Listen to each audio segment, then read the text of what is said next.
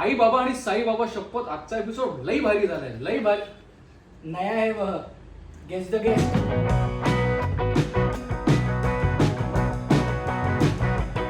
आपलं लग्न होणार नाही आपण हे मोडूया, तर आय एम सॉरी त्याबद्दल.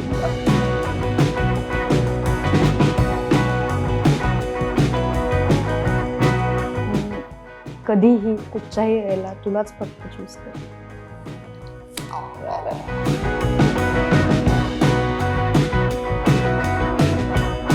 मला ते 20 दिवसात हिला आणि माझ्या आईला कोंडून निघून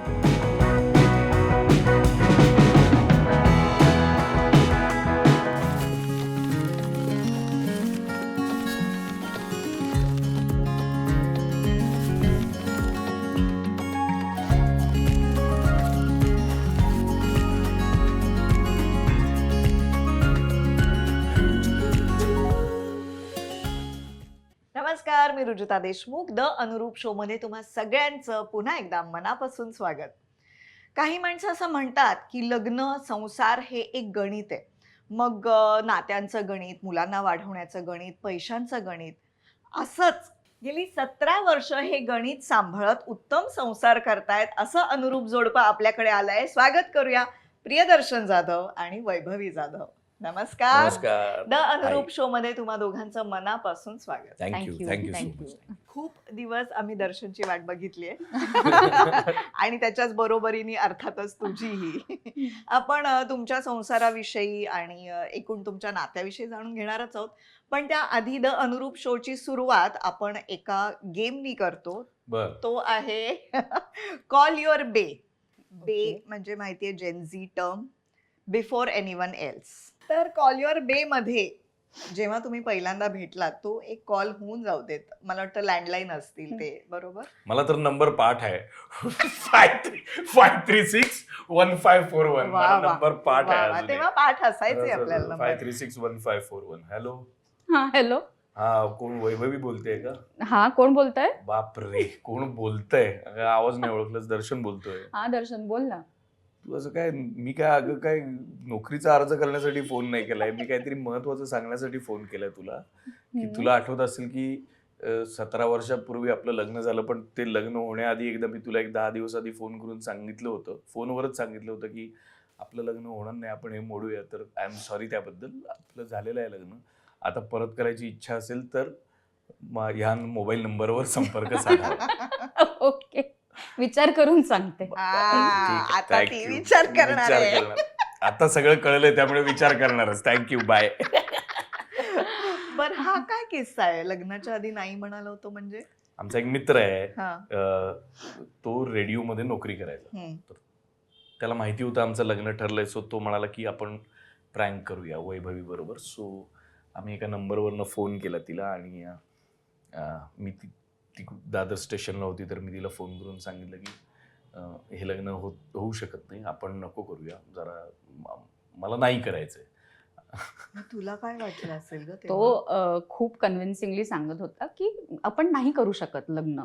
माझा जॉब करत होता तो त्यावेळेला, माझी नोकरी गेलेली आहे, आता आपलं लग्न होऊ शकत नाही. आणि इतकं ते खूप मी म्हटल्याप्रमाणे कन्व्हिन्सिंगली तो एकदम ऍक्टिंग करून सगळ्या गोष्टी सांगत होता मला. मी सतत त्याला सांगत, तू कुठे आहेस? ठीक आहे, जे काय असेल ते, तू कुठे आहेस? लग्न नाही करू शकत वगैरे वगैरे वगैरे. ओके, तू कुठे आहेस ते सांग. म्हणजे first I wanted him to be okay, की बाकी सगळं जाऊ देत, नंतरची गोष्ट आहे. पहिलं तू ओके आहेस ना तू याच्यामध्ये. आणि मग नंतर काय खूप हसलो त्याच्यावरती. म्हणजे त्याच फोन मध्ये तू नाही, सांगितलं? नाही, त्याच्यानंतर फोन ठेवला आणि मग परत केला. आणि मग परत फोन केला. तोपर्यंत म्हणजे तो जो मधला जो काय वेळ असेल. हा म्हणजे हाफ अ मिनिट गेला असेल कदाचित परत रिडायल करेपर्यंत. म्हणजे कारण मी त्याला म्हटलं की लगेच कर फोन, नाही तर खरंच नाहीतर खरंच मोडलं तर साल्या मला तुझ्या बरोबर करावं लागायचं. बापरे. पण मग चिडली, पण तिने खूप शांतपणे हँडल केलंय. चिडले नाही मी चिडली नाही ती, पण ती तशी त्या बाबतीत अत्यंत कठीण सिच्युएशन मध्ये ती नाही चिडणार. पण मी जर हिरव्या रंगाच्या सॉक्स मध्ये जर पिवळ्या रंगाचा सॉक्स मिक्स करून ठेवला असेल तर ते काहीतरी उगाच घरात काहीतरी एक भांडण होत असतं. त्यामुळे असं होऊ शकतं. किती पण दुष्ट प्रँक आहे हा, मलाच राग आला आता की बरं तुमचं लग्न ठरलं कसं, म्हणजे तुम्ही कुठे भेटलात आणि काय तेही सांगा आम्हाला. सुरुवात कुठे झाली? नाही मी रुपारेल कॉलेजमधनं पासआउट होऊन मुलुंड कॉलेज ऑफ कॉमर्ससाठी एकांकिका बसवायला गेलो. हम्म, सो माझा आणि हिचा एक कॉमन मित्र आहे अमोद ओक नावाचा. हम्म, सो आदित्य ओक जो पेटी वाजवतो त्याचा हा. धाकटा भाऊ. हम्म. सो अमोद म्हणाला की मुलुंड कॉलेज ऑफ कॉमर्सला नाटक बसवशील काय. सो तिकडे आमची भेट झाली. आम्ही खूप वर्ष एकमेकांना ओळखत होतो. मला असं वाटतं 2002 ते 2005 आम्ही बरोबर 3-1 वर्ष तरी मी तिथे नाटक डिरेक्ट केलं. हम्म. तेव्हा वैभवी म्हणजे मी तो जेव्हा पहिल्यांदा आला आमच्या कॉलेजमध्ये तो तेव्हा पासआउट होता आणि मी 12वीत ती होते. 12वीत होती. अच्छा. हा. ओके. सो त्यामुळे इंटर कॉलेज मध्ये वगैरे हा. भाग घेणं आणि तो येऊन बसवणं असं हे होतं. नंतर मग मैत्री झाली. मैत्री झाली. सो ती नाटकात काम पण करायची आणि ती उत्तम व्हॉलीबॉल पण खेळायची. वाव. सो अशीच मग एक ग्रुप झाला, मग मैत्री झाली. मग नंतर मला असं लक्षात काय झालं, म्हणजे एक अगदी प्रामाणिकपणे सांगायचं झालं तर म्हणजे प्रेम ही तर गोष्ट आहेच, पण अनेकदा आपण खूप साऱ्या अँगल्सने विचार करतो की आपण कसा विचार करतो, आपण आपले जे विचार आहेत ते समोरच्या माणसाला पटतील का, आणि ते पटले तर ते पुढे जाऊन ते अंमलात येतील का पुढे. सो त्याचा थोडाफार मी विचार केला होता की जसा म्हणजे मी त्या बाबतीत खूप रिलॅक्स आहे. मी माझ्या नाटकावर आणि सिनेमावर आणि ह्याच्यावर अधिक प्रेम करतो हे तिला माहिती आहे. फर्स्ट लव्ह ते आहे. हे तिला माहिती आहे. Accepted. किंवा मी खूप देवाधर्माचं करत नाही, म्हणजे मी मानत नाही असं नाही, पण मी खूप सागर संगीत सगळं करत नाही हे तिला माहिती आहे. किंवा माझ्या घरी आई वडील कोल्हापूरला असतात. कोल्हापूर म्हटल्यानंतर असं एक नोशन तयार होतं की अच्छा म्हणजे कोल्हापूर म्हणजे मग गावखेडा असणार किंवा डोक्यावर पदर घेऊन. आई शिवाजी युनिव्हर्सिटीत लायब्ररीयन होती खूप मोठ्या पोस्टवर. वडील नर्मदा सिमेंट म्हणजे आत्ताची अल्ट्राटेक सिमेंट तिकडे होते. आणि माझ्या घरी अत्यंत लिबरल वातावरण होतं. नाटक, गाणं, संगीत, सिनेमा हे पूर्णपणे घरी कंटिन्युअस असायचं ह्या ना त्या कारणाने. सो मला असं वाटलं की ती म्हणजे माझ्याबरोबर जुळवून घ्यायला पण योग्य आहे. आणि जशी माझी फॅमिली आहे तशी तिची फॅमिली सुद्धा होती, कारण मी अनेकदा तिच्या घरी मित्र म्हणून मी तिच्या घरी अनेकदा गेलेलोही आहे. त्यामुळे तिच्या घरी असं कधीच वातावरण नव्हतं की हे काय मुलगा कसा आला आणि दिस इज नॉट, असं काय नाही. व्यवस्थित कूल होतं. सो मला असं वाटलं की छान आहे मुलगी. आणि दुसरा भाग असा की मी तिकडे नाटक बसवायचो आणि ही हिशोब सांभाळायची. अच्छा. आणि ती आजही हिशोब हिशोब सांभाळते, सांभाळते. कारण तू अजूनही बँकेतून वेगवेगळ्या पोस्ट मधून हिशोब सांभाळतीस आणि दर्शनचा हिशोब Absolutely. घेतेस. त्यामुळे ती अकाउंट सांभाळायची नाटकाचे पण. तर एक दिवशी माझ्याकडे पैसे नव्हते, म्हणजे तेव्हा नसायचेच पैसे, असे काय ग्रेट पैसे काय. खरं. तर मी तिला म्हटलं की मला जरा एक 150 रुपये दे ना. तर ती म्हणाली 150 म्हणजे 250 ना. म्हटलं हो 150 म्हणजे 250. म्हटलं करेक्ट आहे, हे आपण करायचं लग्न, काहीच प्रॉब्लेम नाही. तर म्हणजे असं नाही की तिचं सगळं बँकिंग आणि सगळं काम आणि शिक्षण सगळं असं झालं होतं. त्यामुळे कधी कधी वैभवीचं मराठी आणि त्यामुळे आत्ता वैभवी छान मराठी बोलू लागली आहे, म्हणजे अच्छा. सोबत राहून. पण शिक्षण आणि या सगळ्या गोष्टी, आणि ती ज्या लोकांमध्ये तेव्हा म्हणजे ती 12वी पासून नोकरी करते हो. आणि असंख्य बँक्स मध्ये ती छान. नोकरी करते आज सुद्धा. ती खूप म्हणजे मी दिसतो मी आणि हे सगळं असतं, पण ती खूप मोठ्या पोस्टवर आणि ती खूप मोठ्या जबाबदारीवर एका बँकेत आहे. आणि ह्यूज आहे ते काम, म्हणजे नॅशनल लेवलचं काम आहे ते. सो असं वाटतं की तिथे आमचं जुळलं. मग मैत्री झाली. मग मीच तिला प्रपोज केलं. तिने बऱ्यापैकी वेळ घेतला, मला असं वाटतं 3-4 महिने, 4 पण काय वाटलं तेव्हा तुला प्रपोज केल्यावर? म्हणजे तुला वाटलं होतं की हे इकडे कुठे येतंय असं? नाही नाही ना, खरंच वाटलं नव्हतं. एका ग्रुप मध्ये होता. हा, कारण म्हणजे आमचा एक काहीतरी 12-15 जणांचा ग्रुप होता आणि त्याच्यामधनं रेग्युलरली भेटायचो, नाटक, सिनेमा बघायचो. आणि दर्शन सगळ्यांमध्ये मोठा होता त्या ग्रुपमध्ये, म्हणजे डायरेक्शन करायला आला होता. काही जण असे 1-2 वर्षाच्या एज गॅप मधले पण असतील. तर तसं कधी, आणि माझं फार असा कधी विचारच झाला नाही. मी माझं जग म्हणजे व्हॉलीबॉल, नाटक, हा. हौशीच्या म्हणजे काय म्हणू हॉबी म्हणून, हा.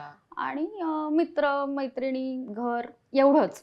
बाकी त्याच्या पुढे कधी विचारच झाला म्हणजे नाही. वैभवीने हम्म.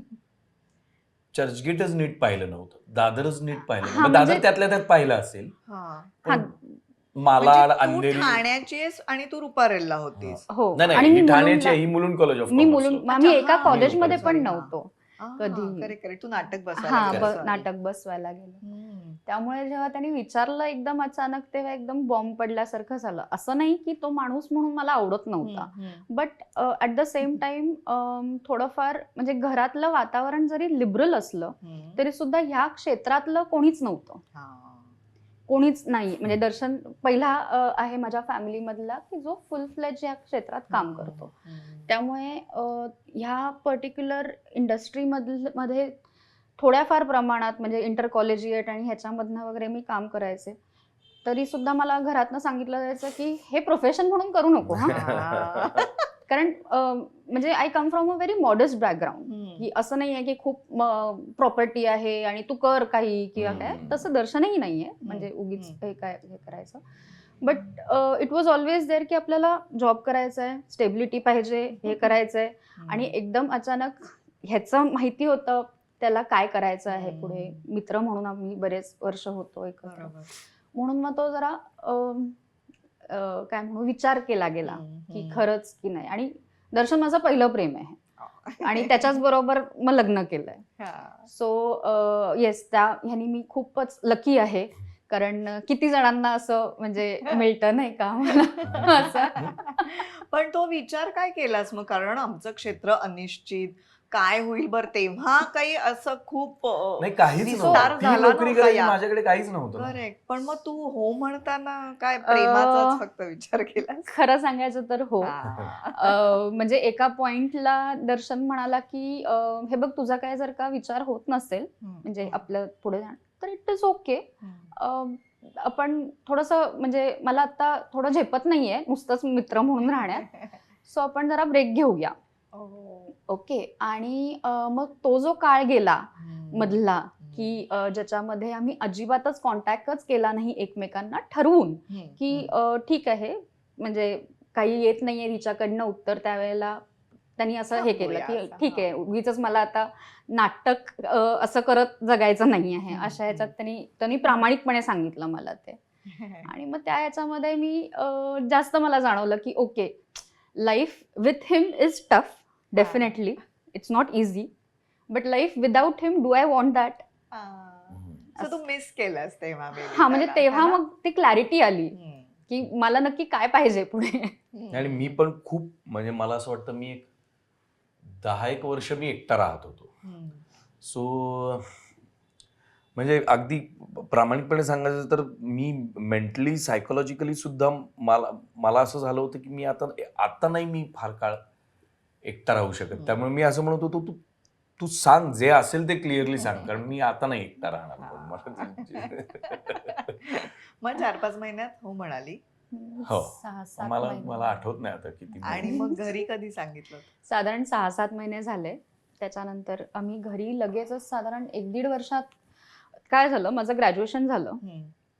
ग्रॅज्युएशनच्या नंतर मी म्हणजे रिझल्ट लागण्याच्या आधीपासूनच परत जॉब करायला लागले.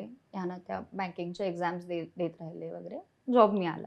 एकदा स्टेबल जॉब मिळाल्यावरती परत माझं घरातलं वातावरण थोडंसं ट्रेडिशनल पण असल्यामुळे ते स्टार्टेड सेइंग की ओके, आता आम्ही बघायला लागू, तर तू सांग जर का तुझं काही असेल तर, अदरवाईज आम्ही बघतो, असं क्लिअरली मला आई बाबांनी सांगितलं, आईने. दर्शनशी बोलले, मला बघताय, कोण बघताय असं विचारतो मला, कोण बघताय. आणि कारण त्यावेळेला म्हणजे ओके कमिटमेंट होते किंवा काय कोर्टशिप होतं वगैरे, पण असं लग्नापर्यंत आमचे विचार पोचले नव्हते, कारण वय खूप लहान होतं तसं. सो मग ही सेट की ठीक आहे, त्यांनी तर घरी सांगितलंच होतं, लगेचच सांगितलं. मी तर लगेच सांगितलं होतं घरी. मला असं वाटतं की साहित्य संघात एकदा आई भेटली पण होती तुला कुठल्या परेश मोकाशीच्या एका एकांकिकेत मी काम करत होतो, ती पाहायला आली होती आणि आई भेटली होती. तिकडे आमची भेट झाली असं. सो मग घरी सांगितलं. घरी दर्शन माहिती होता, मित्र म्हणून माहिती होता, घरी आलेला आहे, घरी जेवायला आलेला आहे. माझ्या घरी एकदा सगळेजण घरी राहायला होते, एक 10-12 जण. काहीतरी पाणी 26 जुलै. खूप पाऊस झाला, Correct. त्यामुळे कोणी घरी जाऊ शकलं नव्हतं. डोंबिवली कल्याण साईडला राहणारे लोक सगळे घरी राहायला होते. त्याच्यामध्ये एक दर्शन पण होता, त्यामुळे तो माहिती होता.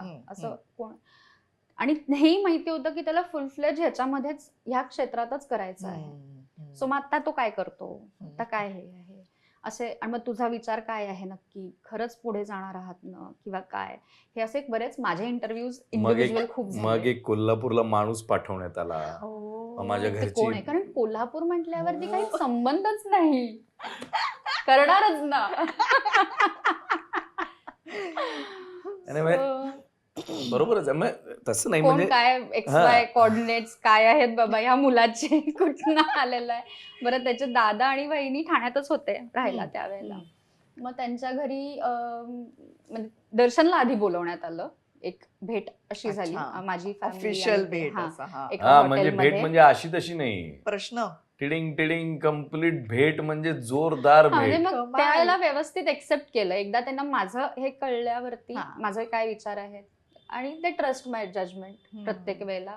तसं फ्रीडम नेहमीच होतं. वैभवीला मोठी बहीण आहे, तर भेटायचं ठरलं, येतो म्हटलं. मी आपलं दादरला गेलो, किलर जीन्स म्हणून एक जीन्स घेतली, एक शर्ट घेतला, म्हटलं नीट छान छान कपडे घालून जाऊया. आणि काहीतरी मला असं झालं की संध्याकाळी 7-7:30 आणि तुफान गर्दी ट्रेनला. म्हटलं यार हे सगळं वाट लागणार. सो मी एका मित्राला फोन केला, त्याचं नाव आहे नुपूर दुधवडकर, ऍक्टर आहे. त्याला म्हणलं मला जरा बाईक पाहिजे एक, मी पटकन ठाण्याला जाऊन. तो म्हणाला देतो ना, ये ना, कुर्ल्याला ये. मग मी दादरहून, मी तेव्हा दादरला एका भाड्याच्या घरात राहायचो, कुर्ल्याला गेलो. त्याने जी बाईक दिली मला, त्याने जी एक बाईक दिली मला, त्याला पुढे मडगार्ड असं, मागे मडगार्ड, ह्या 2च गोष्टी होत्या. त्याला आरसे नव्हते, त्याला लाईट नव्हता, त्याला हॉर्न नव्हता, आणि बेसुमार धूर येत होता त्या बाईकला, आणि तुफान आवाज होता त्या बाईकला. आणि मला नाव आठवतंय, आपण ठेवणार की सुझुकीची शोगन नावाची एक बाईक आली होती, सुझुकी शोगन, फेमस होती त्यावेळी, रेसर बाईक होती ती. ती मी घेऊन ताणत सण, आणि मी ज्या हॉटेलला भेटायचं ठरलंय त्यांनी येणं म्हणजे प्राचीने येणं, आणि मी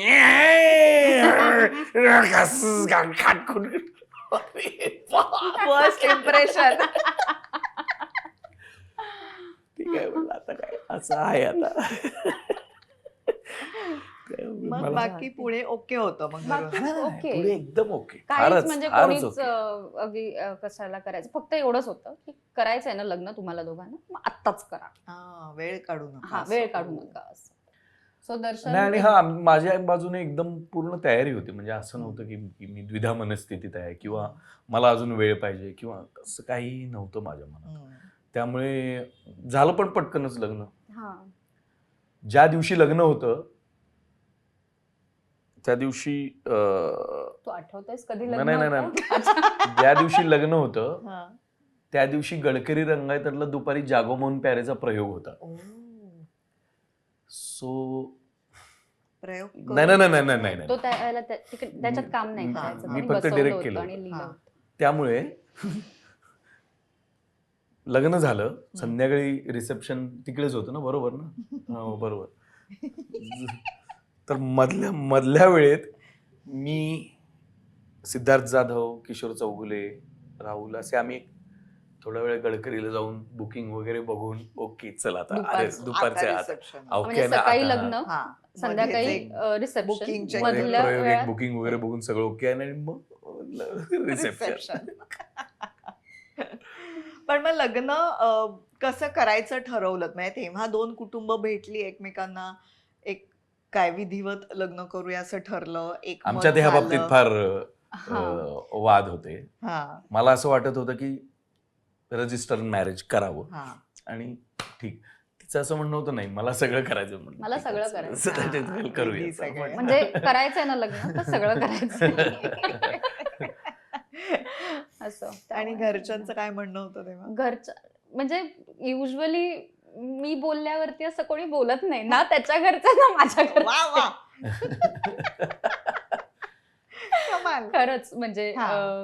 अशा काही गोष्टींमध्ये दोन्ही बाजू ऐकून घेतल्या जातात, त्याच्याबद्दल चर्चा होते जर का काही वेगळं मत असेल तर, पण तेवढ्या पुरतच असतं. मग मी कम टू अ कन्क्लुजन.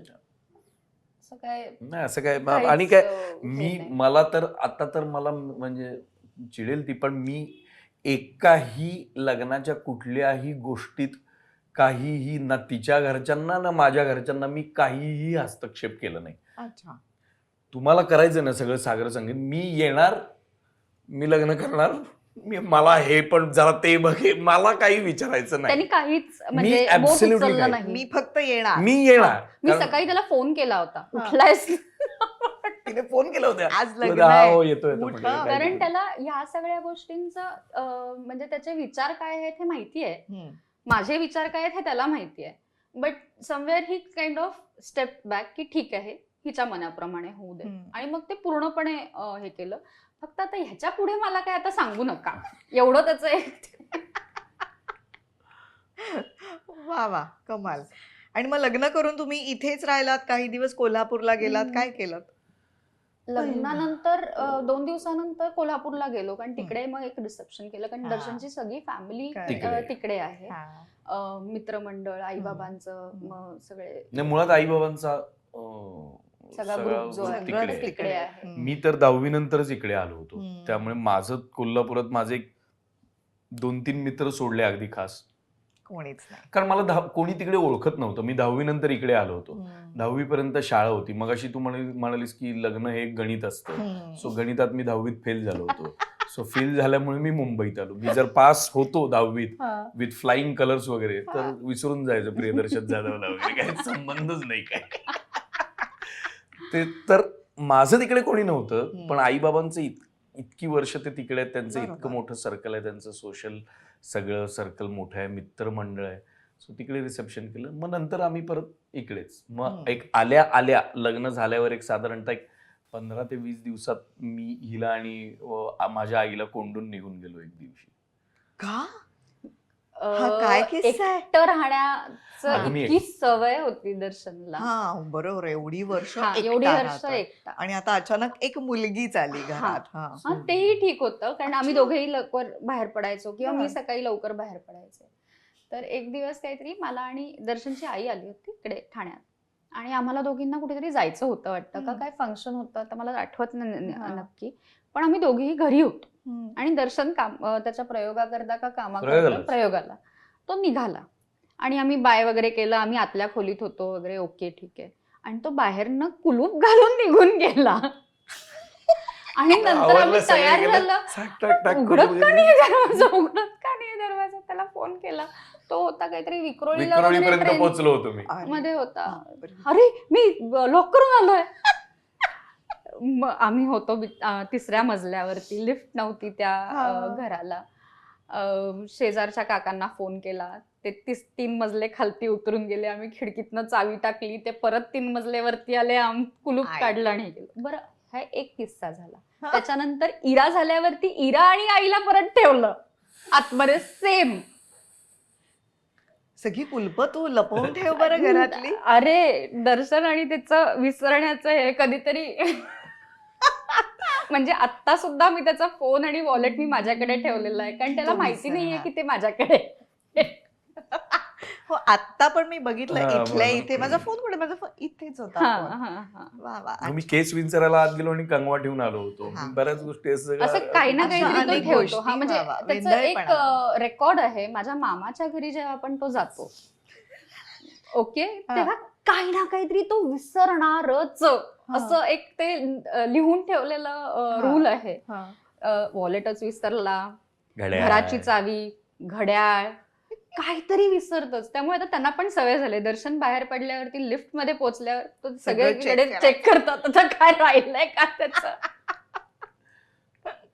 अरे बापरे. कन्सिस्टंटली. नाही म्हणजे ते काय असं पण मग ते असं काय हे तो इतका नाही विचारात असतो. विचारात म्हणलं लेखकाचं वेंधळेपण आहे का? तसं नाही म्हणजे एवढं पण काही नाही तेच आहे पण असं काय मी होतं म्हणते. कधी कधी अनेकदा काय होतं अनेकदा एका गोष्टीचा विचार करत समजा दुसरी गोष्ट आली तर ती जी मधली, मधली हा. गोष्ट ती एकदम वाईप आउट होऊन ती. जाते असं होतं ते कधी कधी. मला मल्टीटास्किंगची त्यामुळे सवय झालेली आहे. हा, ट्रेनिंग correct. वा वा. पण मग संसाराची सुरुवात जी झाली ती याच घरात तुम्ही दोघच राहत होतात बरोबर? आधी आम्ही भाड्याच्या घरात होतो. हम्म, हम्म.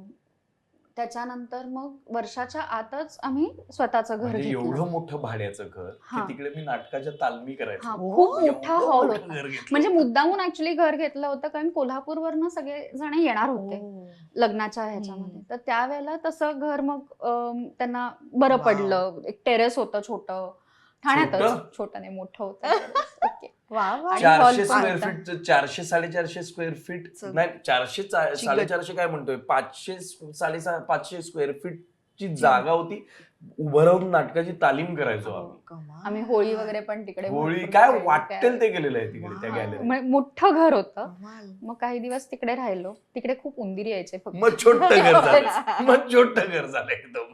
हा मग एकदम म्हणजे ते स्वतःच झालं. बरोबर. असं. पण माझा मुद्दा असा होता की एकत्र राहायला लागलात कितीही आपण प्रेमात असलो तरी एकत्र जेव्हा आपण अचानक राहायला लागतो तेव्हा एकमेकांच्या वेगवेगळ्या सवयी कळायला लागतात. हा माणूस वेगळाच आहे असंही वाटायला लागतं. असे काही किस्से घडले का तुमच्या आयुष्यात? मला असं सुरुवातीला झेपायचंच नाही की तू आता एक 9:30-10 पर्यंत ये. मला असं व्हायचं का एरवी तर मी 12-12:30 येतो आणि आहे माझं तेच काम आहे. मला असं व्हायचं काय यायचं 10-10:30 आणि आता मला कळते तिचं असं होत असेल अक्कल मूर्ख आहेस का जरा तू. आता केलंयस ना लग्न. केलं ये जरा टाइमपास मजा करूया बाय. आणि मग हळूहळू मी ऍक्च्युली म्हणजे ते माझ्या बाबतीत ते खरं झालेलं आहे की ऍक्च्युली लग्न झाल्यानंतर मग फ्रॉम स्क्रॅच नाही फ्रॉम मायनस सगळं नव्याने. सुरू झालं. कारण घर नव्हतं. घर करण्यापासून सगळी तयारी सुरू झाली. हम्म. काम जोरदार दोघांचं. बरं असं नाहीये ना की ती पूर्ण वेळ घरी असायची आणि मी बाहेर आहे. हम्म. ती पण बाहेर मी पण बाहेर. पण सुरुवातीला खूपच माझ्यासाठी तर खूप टफ गेलं. म्हणजे मी तुला अगदी एक पर्सनल गोष्ट सांगतो. हम्म. तिचा असा हात लागला तरी मी जागा व्हायचो. हो, इतकं एकटं कारण राहण्याची एकटं सवय. राहण्याची सवय आहे. आणि तिला असं व्हायचं प्रॉब्लेम काय आहे तुला म्हणजे तुझा प्रॉब्लेम काय तसंच आहे? घाबरायचं. तुझा प्रॉब्लेम काय तू माझा हात लागल्यावर का दचकतोयस. आणि मी करू काय हा, मग म्हणजे? असा काय प्रॉब्लेम झालाय तुझा की एवढं काय. पण मला ते म्हणजे अनेक वर्ष त्यामुळे मला असं लक्षात आलं अनेक वर्ष मी एका कुशीवर झोपल्यावर एका कुशीवरच झोपून राहायचो. मी असं वैभवीला मी जेवढ्या भाड्याच्या घरांमध्ये राहिलोय त्यातली एक 20-30% घरं माहिती आहेत की मी कुठे कुठे कसं राहिलोय. हम्म. इनफॅक्ट एका भाड्याच्या घरात आमचं अफेअर होतं तेव्हा मी एका ठाण्यातल्या भाड्याच्या घरात राहत होतो. तिकडे मी घडले बिघडले एडिट करायचो. मी रात्री एडिट करायचो आणि सकाळी आलो होतो तर चादरी उशा पडल्यात कुकर पडलाय सगळं तुटलंय फुटलंय चोरी झाली होती घरात. पण हम्म. कुकरची वरची लीड तो चोरून घेऊन गेला होता. कुकर तसाच ठेवला होता. कुकरची वरची लीड तो चोरून घेऊन गेला होता. आणि अशाच माझ्याकडे काही बाकी काहीच नव्हतं. माझ्याकडे काहीही म्हणजे तो नव्हतं. चिडला असेल चोर मग. हा म्हणजे काय हे चिडून इतकं सामान सगळं त्यांनी बाहेर काढलं. सगळं इतका पसारा नेलं काहीच नाही अरे, नुसता अरे. पसारा झाला अरे, होता. अरे. मी पोलीस स्टेशनला गेल्यावर त्याने मला विचारलं काय काय गेलं तर केलं? मी त्याला सांगितलं कुकरच्या वर. तर तो माझ्याकडे इतका घाण बघत होता की तू एकतर माझी शाळा घेतोयस किंवा तुला काहीतरी झालंय. अहो मी म्हटलं नाही हो खरंच असं झालेलं आहे हीच चोरी झालेली परिस्थिती आहे. आहे. हा. तर नाही मग मी दुसऱ्या घरात शिफ्ट झालो. दुसऱ्या घरातही चोरी झाली. तिला मग माहिती तेव्हा मी तू वेस्ट कुलूप लावायचा ठाणा नाहीस वेस्टच्या का? घरात राहायचो. मग ठाणा ईस्टला मी आलो राहायला. हा. अगं मी रात्री नसायचो. मी एडिट करायचो. मी लास्ट 1:20ची ट्रेन पकडून ठाण्यात येणे आणि 3 वाजता घरी पोहोचणे हे माझं रेग्युलर असायचं. कारण मी पडलेलं असायचं दादरमध्ये. मी त्या घरात येऊन 10 वाजता करणार काय असं मला प्रश्न पडायचा. करू काय मी तिथे. बाकी सगळे मित्र इकडे सगळं सर्कल इकडे. तिथेही चोरी झाली. म्हणजे मला विश्वास माझा बसत नाही या गोष्टीवर की 2 पुस्तकं घेऊन गेला तो चोर. वाव, म्हणजे हे आवडेल आपल्याला. हा म्हणजे Actually. दोन हे पुस्तकं गायब, वाचायचंय 2 का? पुस्तकं घेऊन गेला चोर. तर मला असं व्हायचं की पण त्याचा ट्रॉमा सुद्धा बसला मला ह्या दोन घटनांचा. मी एकदा मी वैभवीला फोन करून सांगितलेलं की मला रात्री सतत कोणीतरी नॉक करतंय आणि आई गं. म्हणजे ते हॅल्युसिनेशनच असणार, म्हणजे ते असं काही फार काही ग्रेट त्यात काही नव्हतं. पण मला त्याचा ट्रॉमा बसला की आपण नसताना आपलं घर फोडून कुणीतरी इकडे येऊन गेलेलं आहे, याचा जरा ट्रॉमा बसला. आईबाबांनी घरी बोलवलं होतं काही दिवस मग तेव्हा. मी घरी गेलो कोल्हापूरला. मला फारच त्रास झाला त्या काळात. हा. असं झोपच लागेना, असं वाटायचं येणार कोणीतरी असं. आई गं. असं. बापरे. पण मग त्यामुळे लग्न ते अशा ह्यानी दचकलं. हा. हा, आणि नाही त्यामुळे ते कुलूप लावण्याचं ऑब्सेशन नंतर निर्माण झालं. झालं. नेमकं माणसं आल्यावर कुलूप लावायला सुरुवातीच्या संसारात मला पोहे समजून जी नाही हो लगदा पण दिलाय खायला. ते नाही सांगायचं असतं. सगळं सांगायचं. हा नाही म्हणजे कसं पण छान माझं- बोलायचं. पण माझी कधीच काही तक्रार नाहीये याबाबत. पण तुझी असेल ना काहीतरी सुरुवातीची So- तक्रार, म्हणजे खरं तर सवय नसते त्या माणसाची, एवढेच So, तक्रार असते. सवय नसते आणि मला मुळात मी जॉईंट फॅमिलीमध्ये राहिलेले आहे, हम्म. त्यामुळे मला घराला कुलूप लावण्याची सवय नव्हती. ओ. किंवा आता कोणीतरी पाहुणे आलेत तर जा वैभवी चहा टाक, हम्म. असंही कोणी मला सांगितलेलं नाहीये माझ्या घरात. हम्म. सो अचानक 23व्या वर्षी एक अख्ख्या घराची जबाबदारी, हो गं. म्हणजे कोणी नव्हतं, आम्ही दोघच जण होतो, बरोबर. बट स्टील ते माझ्यासाठी त्या वयामध्ये एकदम अचानक आल्याचं हे बरोबर. झालंय. आणि पण त्या ह्याच्यामध्ये दर्शनचं काहीच अशी एक्सपेक्टेशन किंवा असं काही चौकोन नव्हता की हे अमुक हे असंच झालं पाहिजे. मला सकाळी उठल्यावरती चहा नाश्ता असंच पाहिजे वगैरे, गरम पाहिजे, घरी आल्यावरती मला गरम जेवणच पाहिजे वगैरे. सुरुवातीला मी अरे तू मला आलास जेवण का पाहिजे. एवढंच होतं त्याचं खरंच. आणि अजूनही तेच आहे, त्याचं काहीच त्याचं म्हणणं नसतं की अमुक पाहिजे किंवा काय पाहिजे. सो एक्सपेक्टेशन्सचं काय म्हणू दडपण नव्हतं हम्म. किंवा लोड नव्हता. त्यामुळे स्क्रॅच पासून स्वयंपाक Scratch वगैरे पासून. शिकलीस तू. हा. हा. पण ती करते पण आता म्हणजे- चांगलं. हा. हा, ती करते. पडलं तर करते. हरकत नाही. नाही खरंच करते. म्हणजे हेही मी सांगतो की तिला खरंच तसं काही यायचं नाही, पण आता ती म्हणजे बऱ्यापैकी तिने ते आत्मसात केले. वैभवीची आई म्हणजे सुगरण, त्यामुळे ते कुठून तरी येणारच तुमच्या रक्तात. पण मग सुरुवातीला याच्या काही सवयी खटकल्या का तुला? हो बऱ्याच. सुरुवातीला का आता पण खटकतात. 17 वर्ष झाली म्हणून काय झालं असं काही नाही. हो. आणि नाही म्हणजे इन जनरल आता 17 वर्षात किंवा रादर त्यावेळेला सुरुवातीला किंवा आता I think it is like versions of the other person. हम्म. माझे जसे आहेत तसे Correct. त्याचेही आहेत. हम्म. लग्नाच्या आधीचं मित्र किंवा हम्म. मी त्याला एक काय म्हणू डायरेक्टर म्हणून बघायचे किंवा गुरु म्हणून बघायचे. हम्म. त्याच्यानंतर मित्र झाला, मग प्रेम झालं, लग्न ठरलं, लग्न झालं, मूल झालं, 10 वर्षानंतर दुसरं मूल झालं. ह्या सगळ्या ह्याच्यामध्ये जसा प्रवास माझा झालेला आहे, मी त्यावेळची तशी नाही आहे, Correct. तसंच दर्शन तसा नाही आहे. बरोबर. सो इट इज लाईक त्या माणसावरती प्रेम करतात तर त्याच्या प्रत्येक वर्जन वरती करायला पाहिजे. तर तसंच जसं प्रेम आहे तसंच गोष्टी पण खटकतात. आमच्यात त्याला मोठा वाद सुरुवातीला किंवा आत्ताही सगळ्यात मोठा वाद हा आहे हा. की ती सोमवार ते शुक्रवार नोकरी करते, शनिवार रविवार तिचा मोकळा असतो. आणि नॉट नेसेसरी माझा शनिवार रविवार सुट्टीचा दिवस, सुट्ट्या, सण उत्सव सगळे पॅक असतात. बरोबर. त्यामुळे 17 वर्षांच्या ह्या सगळ्या कालावधीत मी खूप कमी वेळा दिवाळीला आहे घरी, गणपतीत आहे घरी, हम्म. क्रिसमसमध्ये आहे घरी, न्यू इयरला आहे घरी. पॉसिबलच नाहीये. हम्म. नाटकाचे प्रयोग तरी प्रयोग आहेत, शूटिंग असतात. तरी आहेत, दौरा तरी आहे, इव्हेंट तरी आहे, सुपारी तरी आहे, टेलिव्हिजनचं काम तरी काय काय तरी तरी. चालूच आहे. म्हणजे सणवार असे तो आहे आत्ता, मग आत्ता सेलिब्रेट करूया. हा सण आहे. हा, किंवा अॅनिव्हर्सरी आहे किंवा काही वाढदिवस आहे तर त्या दिवशी त्याचा प्रयोग आहे, कारण तो शनिवार रविवार आलाय किंवा सुट्टीचा वार आलाय. सो आय एम हॅपी की ओके अरे आलाय, नाही माझं हे आहे, ठीक आहे, मग तू कधी आहेस तेव्हा करूया. माझ्यामध्ये 2-3 शूटिंग्स न वैभवी उठून कोकणात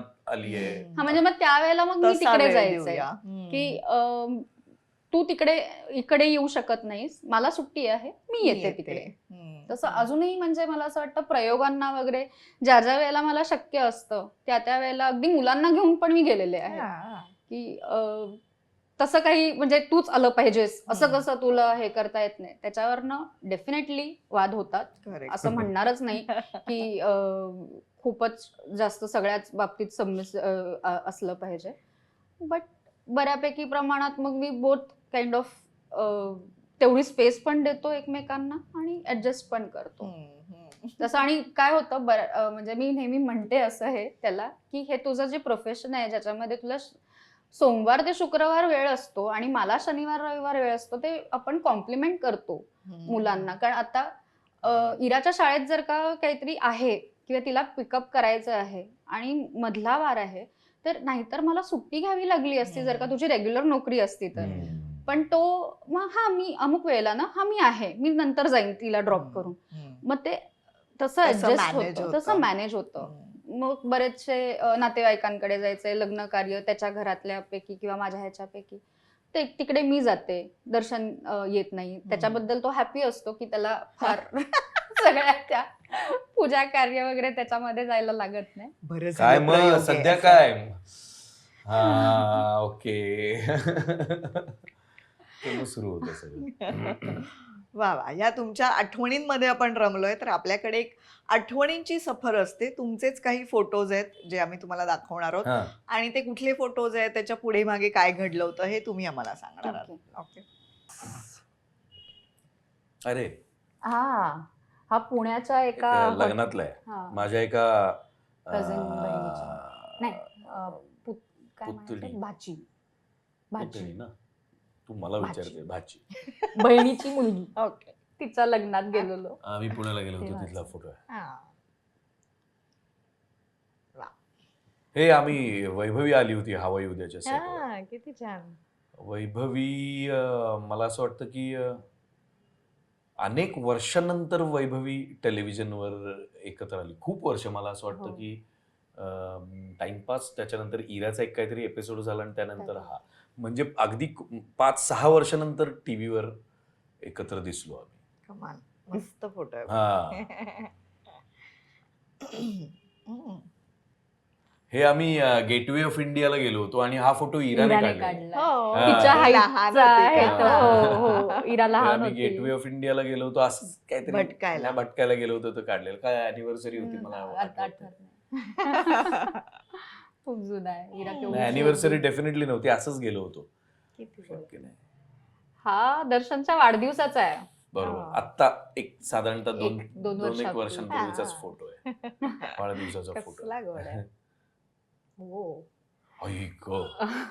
गोवा, गोव्याला गेलो होतो लग्नानंतर लगेच आम्ही टाइम. असंच काय, हा मला असं वाटतं की हा एकमेव फोटो आहे जो आमच्या बरोबर इतका काळ ट्रॅव्हल करत आलेला आहे. आणि हा म्हणजे सेल्फी कॅमेरा नसतानाचा, त्यावेळेला सेल्फी कॅम असं काही नव्हता. सोनीचा कुठला तरी फोन होता माझ्याकडे, फ्लिप वाला. तो असा करून फोटो काढायचा. वा.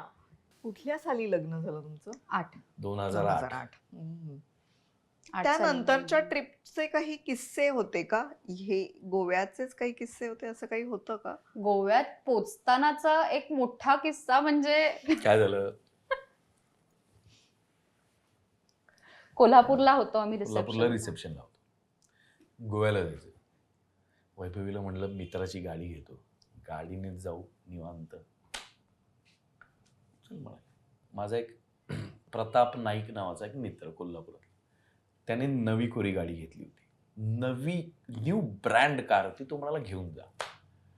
आम्ही गेलो, कोल्हापुरातून निघालो. कागल नावाचं एक गाव आहे, कागलला आम्ही पेट्रोल फुल केलं. आम्ही निघालो आणि गडिंग्लज मार्गे, आजऱ्या मार्गे, मग आता आंबोली घाटातून सावंतवाडी, गोवा असं जायचं असं ठरलं होतं. हेब्बाळे नावाच्या गावात आम्ही आलो आणि तिथे गाडी बंद पडली. बंद म्हणजे बंद. सुरू करतोय, धक्का मारतोय, माणसं येत आहेत, मेकॅनिक येतोय, नाही ह्याचं काही कळतच नाही. नाही नाही नाही नाही म्हणजे नाही. मग बॅगा काढा, बॅगा ठेवा. मग प्रताप बाईकवरनं 70 किलोमीटर हनीमूनला, एक तिसरा माणूस काय कसा काय. मग त्या बॅगा, मग त्याने ती टोविंग व्हॅन केली. मग आम्ही कुठल्या तरी एका दुसऱ्या गाडीत बसलो. मग त्या दुसऱ्या गाडीतनं आम्ही तिकडे गोव्यात गेलो. मग हनीमून वगैरे भरपूर एन्जॉय केलं. मग नंतर येताना गाडी नाही, काही हा. कदंबा ट्रॅव्हल्स, हा. गोवा ते कोल्हापूर. कोल्हापूर. म्हणलं कोल्हापूर पर्यंत पण- पोहोचू, बघू. पुढचं पुढे बघू काय करायचं ते. म्हणलं मग आलो, आता काय करणार. त्यामुळे अख्खा दिवस प्रवास केला तो गोव्यात पोचायला. अख्खा कोल्हापूर, दिवस अख्खा गेला दिवस. मी जिथे. नवीन कोरी गाडी असं काही करेल हा, असं म्हणजे- कधी वाटणारच नाही ना. पण नवीन- पण पण इंटरेस्टिंग भाग आहे, गोव्यात गेल्या गेल्या आधी पहिलं काम आम्ही काय केलं तर तिथे जाऊन गाडी बुक केली आधी. आता गाडी पाहिजे म्हटलं. आता गाडी पाहिजे. वाटेल तसे फिरलोय त्यामुळे मग. अच्छा. तर गाडी फिरायला तर पाहिजे. आणि त्यावेळेला ते मॅप वगैरे घेऊन आता कुठे जायचं, कसं जायचं, जीपीएस नव्हतं. म्हणजे आम्ही नॉर्थ गोवा, साऊथ गोवा, माद्रे, मोजोर्डा, मोबोर, असोलना सकाळी निघायचं, रात्री 12-1 आणि त्यांना आश्चर्य वाटायचं हे नेमके हनीमूनला आले आहे काय म्हणजे? गोवा आम्ही एक्सप्लोर करायला आले. सकाळी उठून काय तयार. अभ्यास उठतात करायला आणि आले. निघतायत आपले रपारप. बरं, काही कशाचं काही नाही, फिरत होतो वेड्यासारखे. पण अजूनही आम्ही खूप फिरतो. हा, म्हणजे बऱ्यापैकी रोड ट्रॅव्हल आमचा खूप होतो. हो का? दर्शनला ड्रायव्हिंगचा कंटाळा नाही. हम्म. नवीन जागा एक्सप्लोर करणं आणि काहीतरी नवीन बघणं, दाखवणं ह्याच्यामध्ये म्हणजे आय थिंक आपण खूप वेगळ्या वेगळ्या अशा ऑफबीट लोकेशन्स खूप बघितलेले आहेत, जे युजली लोक तिकडे वेकेशनला जात नाहीत. अशा ठिकाणी बरेच बघितले, जस्ट जाऊन एक तुला आलेलो किस्सा आहोत. सांगतो असंच. हा, म्हणजे हा. आम्ही आत्ता रत्नागिरीला गेलो होतो. तर आम्ही एका ठिकाणी राहिलो होतो. तर मी म्हटलं काय रे आजूबाजूला काय जरा सांग ना. म्हटलं असं काही आहे का की जिथे माणसं कमी असतील, जरा काहीतरी वेगळं आहे. तो म्हणाला वाघोली नावाचं एक गाव आहे, वाघोली बीच, व्हर्जिन बीच आहे, तिकडे कोणी पार पोचू शकत नाही. वैभवीला म्हटलं चल, आसिम होता, इरा होती सोबत, चल म्हटलं. गेलो, एक पोर्ट आला, तो क्रॉस केला, एक कच्चा रस्ता सुरू झाला, कच्चा रस्ता संपला, दगडी रस्ता सुरू झाला, दगडाळ डोंगर सुरू झाला, घातली गाडी, डोंगरातनं गेलो, आडवे तिडवे गेलो, एका पॉइंटला ब्रेक मारला, समोर कोल्हे होते. संध्याकाळी अशी 5:30, 5:15 झाले असतील असे कोल्हे होते. बघितलं, म्हणलं पोरं आहेत, उतरायला नको. म्हणजे पुढे सुद्धा आता बीच एका पॉइंट पर्यंत खूप पुढे रेटली मी गाडी, आणि एक पॉइंट असा आला की दरी, समोर बीच आणि गाडी, म्हणजे आता एक साधारणतः 20 फुटावर रस्ताच संपला.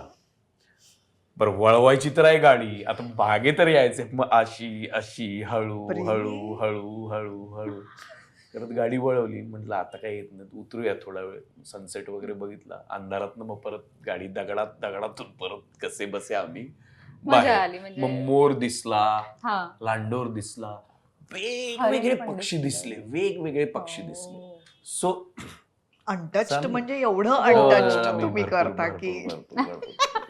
जायचं बिंदास, काय प्रॉब्लेम इथून नाही. परत कसं यायचंय हेही तुम्हाला शोधावं आम्हाला लागतं. एकदा आम्ही हम्पीला गेलो होतो, आम्हाला हम्पीवरनं येताना कर्नाटकातल्या पोलिसांनी गाडी अडवून पकडलेलं आहे का? की इथनं कुठून जाते ही, महाराष्ट्रातली गाडी या इथून कुठून जाते. कारण आम्ही वेगवेगळे रस्ते आम्ही उगीचच आपलं शोधत घाल होतो. गाडी, काय चल जाऊया, कुठे निघते तिकडे बघूया काय असं करत. तर ते पोलीस मागून आले, त्यांनी हात दाखवून थांबवलं आणि विचारलं मला त्यांनी की कुठे निघालात तुम्ही. म्हटलं बदामीला निघाल. तो म्हणाला हा रोड बदामीचा नाही आहे.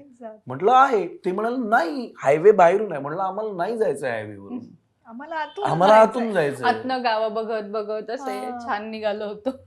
कमाल. आणि हे तुम्हाला दोघांनाही आवडतं आणि आता हा. मुलांनाही आवडतं. मुलांना आवडत नाही. हे बघ, म्हणजे गिव्हन अ चॉईस. इरा गेट मधनं गाडी निघाली की एक साधारणतः 700 मीटर जोपर्यंत इरा गेली. इरा म्हणजे इराला गाडीत झोपायला प्रचंड पण आवडतं. हे एका अर्थी चांगलं आहे माहितीये ना, कधी पोचणार, किती हा, वेळेपेक्षा. काय नाही. हा, ती विचारते हा. किती तासांचं आहे, मग आपण सांगायचं असं काहीतरी ETA वगैरे बघून. ओके, झोपली. वा, कमाल. इरा इंटरव्ह्यू बघून तुम्हाला झोपणार आहे ती. ती झोप कव्हर करते रे हा. ट्रिपमध्ये. वा वा. असं. आता मला तुम्हाला असं विचारायचं आहे की नवरा बायको म्हणल्यावर अर्थात वाद होतात, मतभेद होतात. त्यातून तुम्ही मार्ग कसे काढता, किंवा काय असे विषय आहेत ज्याच्यावर तुम्ही एका पेजवर येतच नाही, मग मार्ग कसा निघतो? पेजेस संपतील.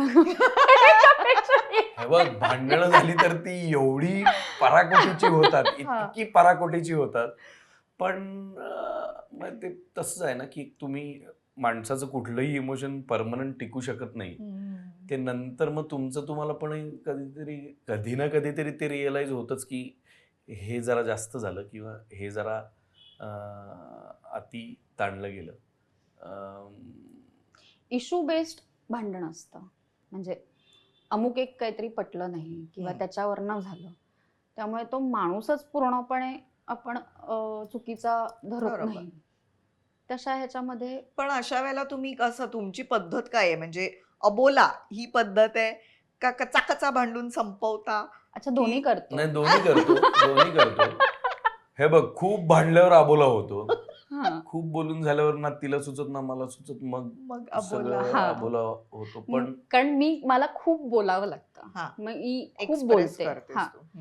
म्हणजे दर्शन आश्चर्य वाटेल पण तो कमी बोलतो तसं म्हणायला म्हणजे गेलं ही तर. केवढं बोलत हा, होती म्हणजे दर्शन? मला कसं विचार. कारण आम्ही दर्शनला खूप बोलताना बघितलंय. काय तो अशा भांडणाच्या ह्याच्यामध्ये वगैरे तो खूप कमी बोलतो, हम्म. त्यामुळे बोलण्याचं हे माझ्याकडे असतं. वा वा. नाही, कमी बोलतो म्हणजे काय आहे की अनेकदा मीच कुठेतरी विकेट टाकलेली असते हा. काहीतरी. तुम्ही गप्प बसावं लागतं का तुला? गप्प बसावं लागतं कधी कधी. नाही, आणि इव्हेंच्युअली काय आहे की ओके तुझं बरोबर आहे, हे जोपर्यंत येत नाही तोवर भांडण थांबणार नाही मला माहिती आहे, त्यामुळे तुझं तुझं बरोबर आहे. पण मग सॉरी कोण म्हणतं? दोघेही म्हणतो. असं काय? दोघेही म्हणतो. म्हणजे माझी चूक असेल आणि ती मला नंतर कळते खूप बोलून झाल्यावर. दोघेही म्हणतो. पण ते काय म्हणजे आता इतक्या वर्षानंतर असं आधीची भांडणं आठवलं की हसू पण येतं, फार बालिश पण वाटतं की आपण काय होतो, आपण अक्कल नव्हती, आपण कशाला एवढ्या लवकर लग्न केलं असंही वाटतं. म्हणजे कशाला लवकर इन द सेन्स असेच राहिलो असतो आणि मग लग्न केलं असतं थोडं एकमेकांना समजून, असं सुद्धा कधी कधी वाटतं. म्हणजे ती जी भांडणं होती ती अवॉइड होऊ शकली पण असती. असेच राहिला असतात तरी ती भांडणं झालीच हा, नाही असती म्हणजे का? मला असं म्हणायचं की अनेकदा काय होतं की सुरुवातीला दोघांच्या अत्यंत डायव्हर्स कॉन्ट्रास्ट प्रोफेशन्समुळे नेमकं ऑफिस प्रेशर म्हणजे काय, ऑफिस कल्चर म्हणजे काय, बरोबर. ऑफिस पॉलिटिक्स म्हणजे काय, कॉर्पोरेट मध्ये काम करताना काय गोष्टी फेस कराव्या लागतात, आपल्याला ह्याचं माहितीच मला नाही. काहीही माहिती नव्हतं. आत्ताही फार काही माहिती नाही. आणि तिला हे माहिती नसायचं की 8:30चा प्रयोग आहे म्हणजे मी 8:20ला टक ऑन, आता मी काम सुरू केलं असं होत नाही.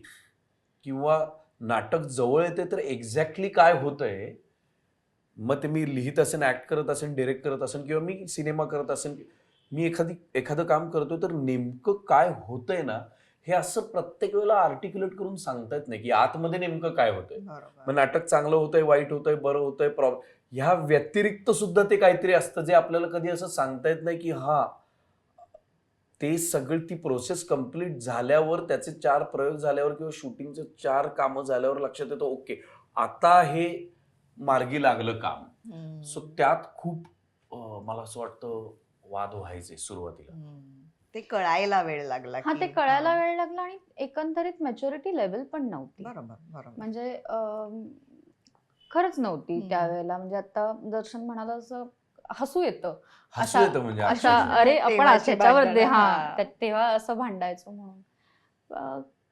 ठीक आहे, पण तो पण हे निघून गेला, फेज निघून गेली. कारण ती मी पण जातेच. Settle Of course. होते. ती जातेच हा. इव्हेंच्युअली. करेक्ट. पण भांडणांचं म्हणजे त्याच्यात एक काय आपण म्हणू भांडण वगैरे सगळं ठीक आहे, म्हणजे ते काय होतच राहणार दोन माणसं एकत्र आल्यावर. पण त्याचं बॅगेज जर तुमच्यासोबत राहिलं तर मग प्रॉब्लेम आहे. मग ते बॅगेज तसं मग कधीच वैभवी नाही. म्हणजे मी अगदी हे फ्रँकली सांगू शकतो अत्यंत प्रामाणिकपणे की कशाचंच बॅगेज घेऊन ती पुढे आली नाही. मी आणीन कदाचित थोडस, अशी वागली होतीस तू वगैरे, मी करेन कदाचित, ती नाही असं बॅगेज की तू असं केलं होतंस आणि तू असा वागला होतास आणि तेव्हा असं झालं होतं. जे झालं ते झालं असं. त्यामुळे त्याचा आमच्या रिलेशनला खूप फायदा झाला. नाहीतर मग काय की जुनं पुराणं उकरून काढणं आणि मग त्याच्यातच ड्वेल करत राहणं, मग ते काही त्याला काही अर्थ नाहीये त्याला. बरोबर. सो हे मला कळायलाही बराच वेळ गेला ना. हम्म, हम्म. ही गोष्ट मला कळणं सुद्धा खूप गरजेचं होतं की तुम्हाला एकत्र राहायचं असेल तर तुम्हाला with positive, with negative, with minor, काय सगळ्या सकट तुम्हाला राहता आलं पाहिजे. नाहीतर मग त्या राहण्याला अर्थ नाही. मग नाही राहिलं तरी काही प्रॉब्लेम नाही. पण मग त्या सगळ्या सकट म्हणजे कंपल्शन नाही म्हणत मी, बरोबर, हे आता हा बरोबर. प्रॉब्लेम आहे, या प्रॉब्लेम सकट असं नाही. पण तुम्हाला नॅव्हिगेट करता आलं पाहिजे त्यातनं. हम्म. तुम्हाला एकत्र प्रेमाने राहायचं असेल तर तुम्हाला 4 गोष्टी नॅव्हिगेट करूनच कराव्या लागतात. आणि तरच पॉसिबल आहे. नाहीतर मग- मी असं काय फार काय लोड न घेणारा माणूस आहे. पण मग प्रेम हा दुवा आहे जो बांधून ठेवतो असं वाटतं तुम्हाला दोघांना? अ, त्याच्या पलीकडे म्हणजे म्हटल्यासारखं आधी की ती क्लॅरिटी लागते हम्म, की काय इम्पॉर्टंट आहे, हम्म, की ते भांडणाचा तो जो विषय आहे तो इम्पॉर्टंट आहे. मी कशी बरोबर होते ते मला सिद्ध करण्यात काय अवॉर्ड मिळणार आहे हम्म.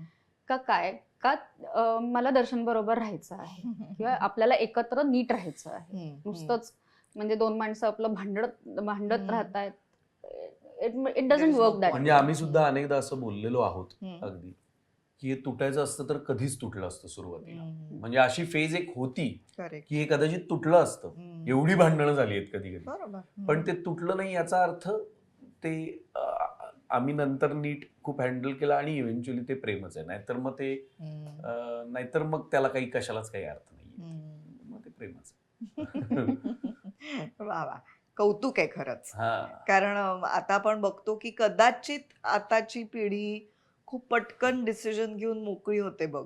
पण त्यातून ती एक लाईन असते, ती क्रॉस करणं गरजेचं असतं. हा, जेव्हा म्हणजे आता दोन्ही- तर सगळंच बदललंय. हम्म, आता तर हम्म. इतकं बदललंय की आता तुम्हाला कुठली लाईन, कुठले पॅरामीटर्स, कुठली काय गोष्टी, त्याला काही हे नाही.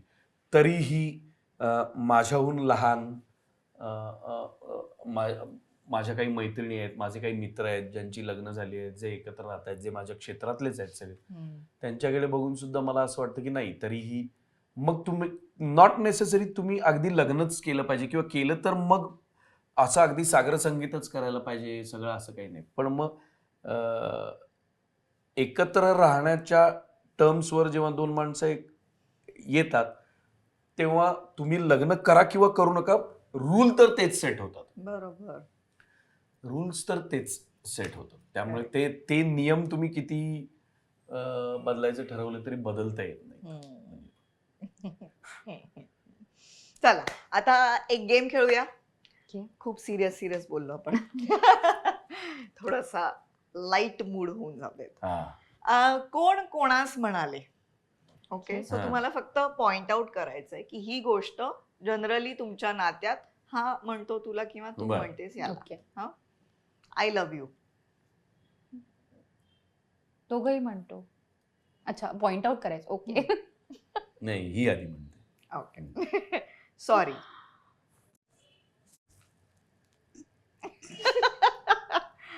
आपण बोलण्याची गरज आहे.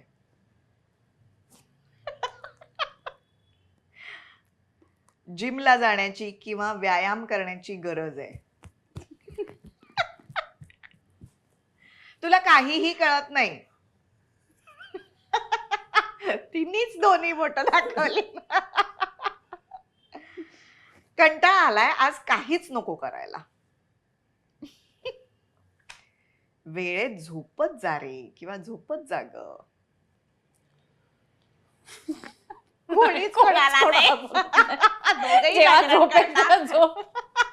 वा वा वा वा. कमाल. पण काय दोघांनाही जागरण करायला आवडतं की नाही नाही नाही.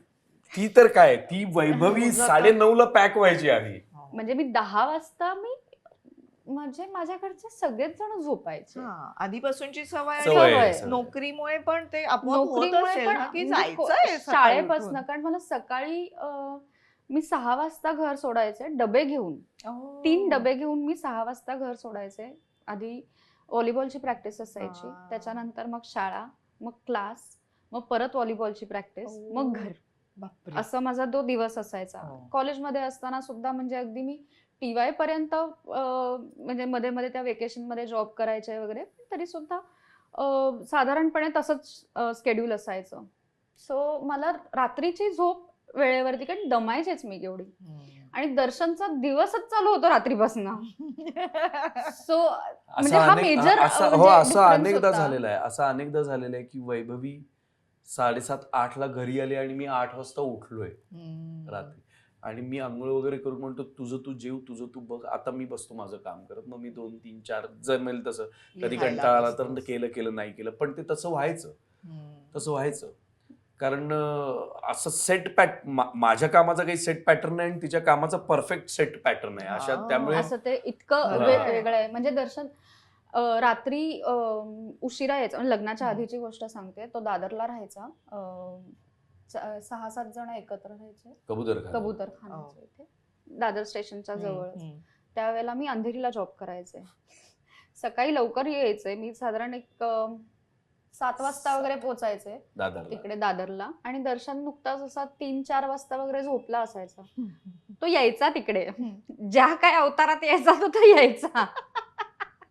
वैभवी अशी छान नीट नेटकी फ्रेश बाहेर, मी आपला चड्डी टी शर्ट केस कधी ब्रश केलाय हॅलो. विसावा नावाचं जे हॉटेल आहे, विसावा 6:30-6:45ला उघडतं. बरोबर. आम्ही असे बाहेर उभे 6:30ला अर्धवट शटर उघडले की आम्ही दोघे येऊन थांबायचो तिकडे, आणि ते शटर ओपन झालं की आम्ही आज जाऊन एक चहा सांगायचो. तो इतका वैतागायचा आमच्यावर. पहिला कस्टमर एकच चहा, ते पण डिवायडेड, 1/2 चहा.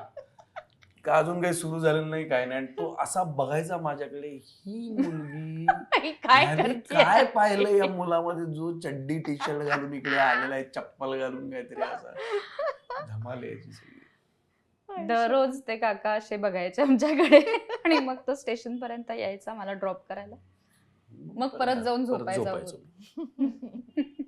आता आम्हाला तुमच्या मुलांविषयी सांगा किंवा पेरेंटिंग विषयी सांगा. त्यात सुद्धा एक जण कोणीतरी पुढे असतं, एक मागे असतं, किंवा तुमचं विविध क्षेत्रात तुम्ही काम करता, मग मुलांना सांभाळण्याचं कसं मॅनेज करताय? नाही, इराच्या बाबतीत तर मला असं वाटतं की मॅक्सिमम अपब्रिंगिंग हे वैभवीने केलं. कारण असा काळ होता तो, म्हणजे की हे मी अफोर्डच करू शकत नव्हतो की मी घरी थांबतो आणि मस्त मजा करतो इरा बरोबर. असं मला इराचं बालपण तसं दर्शनने एन्जॉय नाही केलं. मी फार एन्जॉय करू शकलो नाही, कारण घर झालं नव्हतं तरीही. म्हणजे काय नाही, झालं, घर झालं होतं. कुठे शुभम होता ना. शुभम किती साली झालं? 2009 साली 9 साली झालं का? हा बरोबर. Sorry. बाहेर असायचो मी, काम करत असायचो, आणि मी त्यावेळेला मला असं आठवतं की भूमिका थिएटर्स जे आहे त्याची बस होती, आणि त्या बसवर गांधी आडवा आहे, तो मी डिरेक्ट केलेलं नाटक, सगळे उभे आहेत, मी काम करत असलेलं नाटक, उमेश प्रिया बरोबर नवागडी नवराज्य नाटक, जागोमोहन प्यारे लेखन दिग्दर्शन अभिनय नाटक, चेहरा. सो 5-6 नाटकं चालू होती. 3-4 नाटकात मी काम करायचो, 2-3 मी डिरेक्ट केली होती. मी कंटिन्युअस बाहेर असायचो. म्हणजे इराच्या जन्माच्या दिवशी पण मी घरी नव्हतो. मी पेपरमध्ये बघायचे दर्शनचे प्रयोग कधी आहेत, तो कधी घरी असणार आहे, मग त्याची मी डॉक्टरांची अपॉइंटमेंट घेते. अशा ह्याच्यात त्यामुळे इराचं बालपण मला तसं मिळालं नाही फार. म्हणजे मिळालं नाही असं नाही, पण काय झालं, इरा म्हणजे इतका आता बघताना असं वाटतं तो काळ इतका सगळा वेगात निघून गेला, सगळं काम करण्याच्या सगळ्या फोर्समध्ये निघून गेला. तसं मला इरा बरोबर फार नाही वेळ घालवता आला अजिबातच. पण आता उलट जास्त वेळ मी इरासोबत आहे.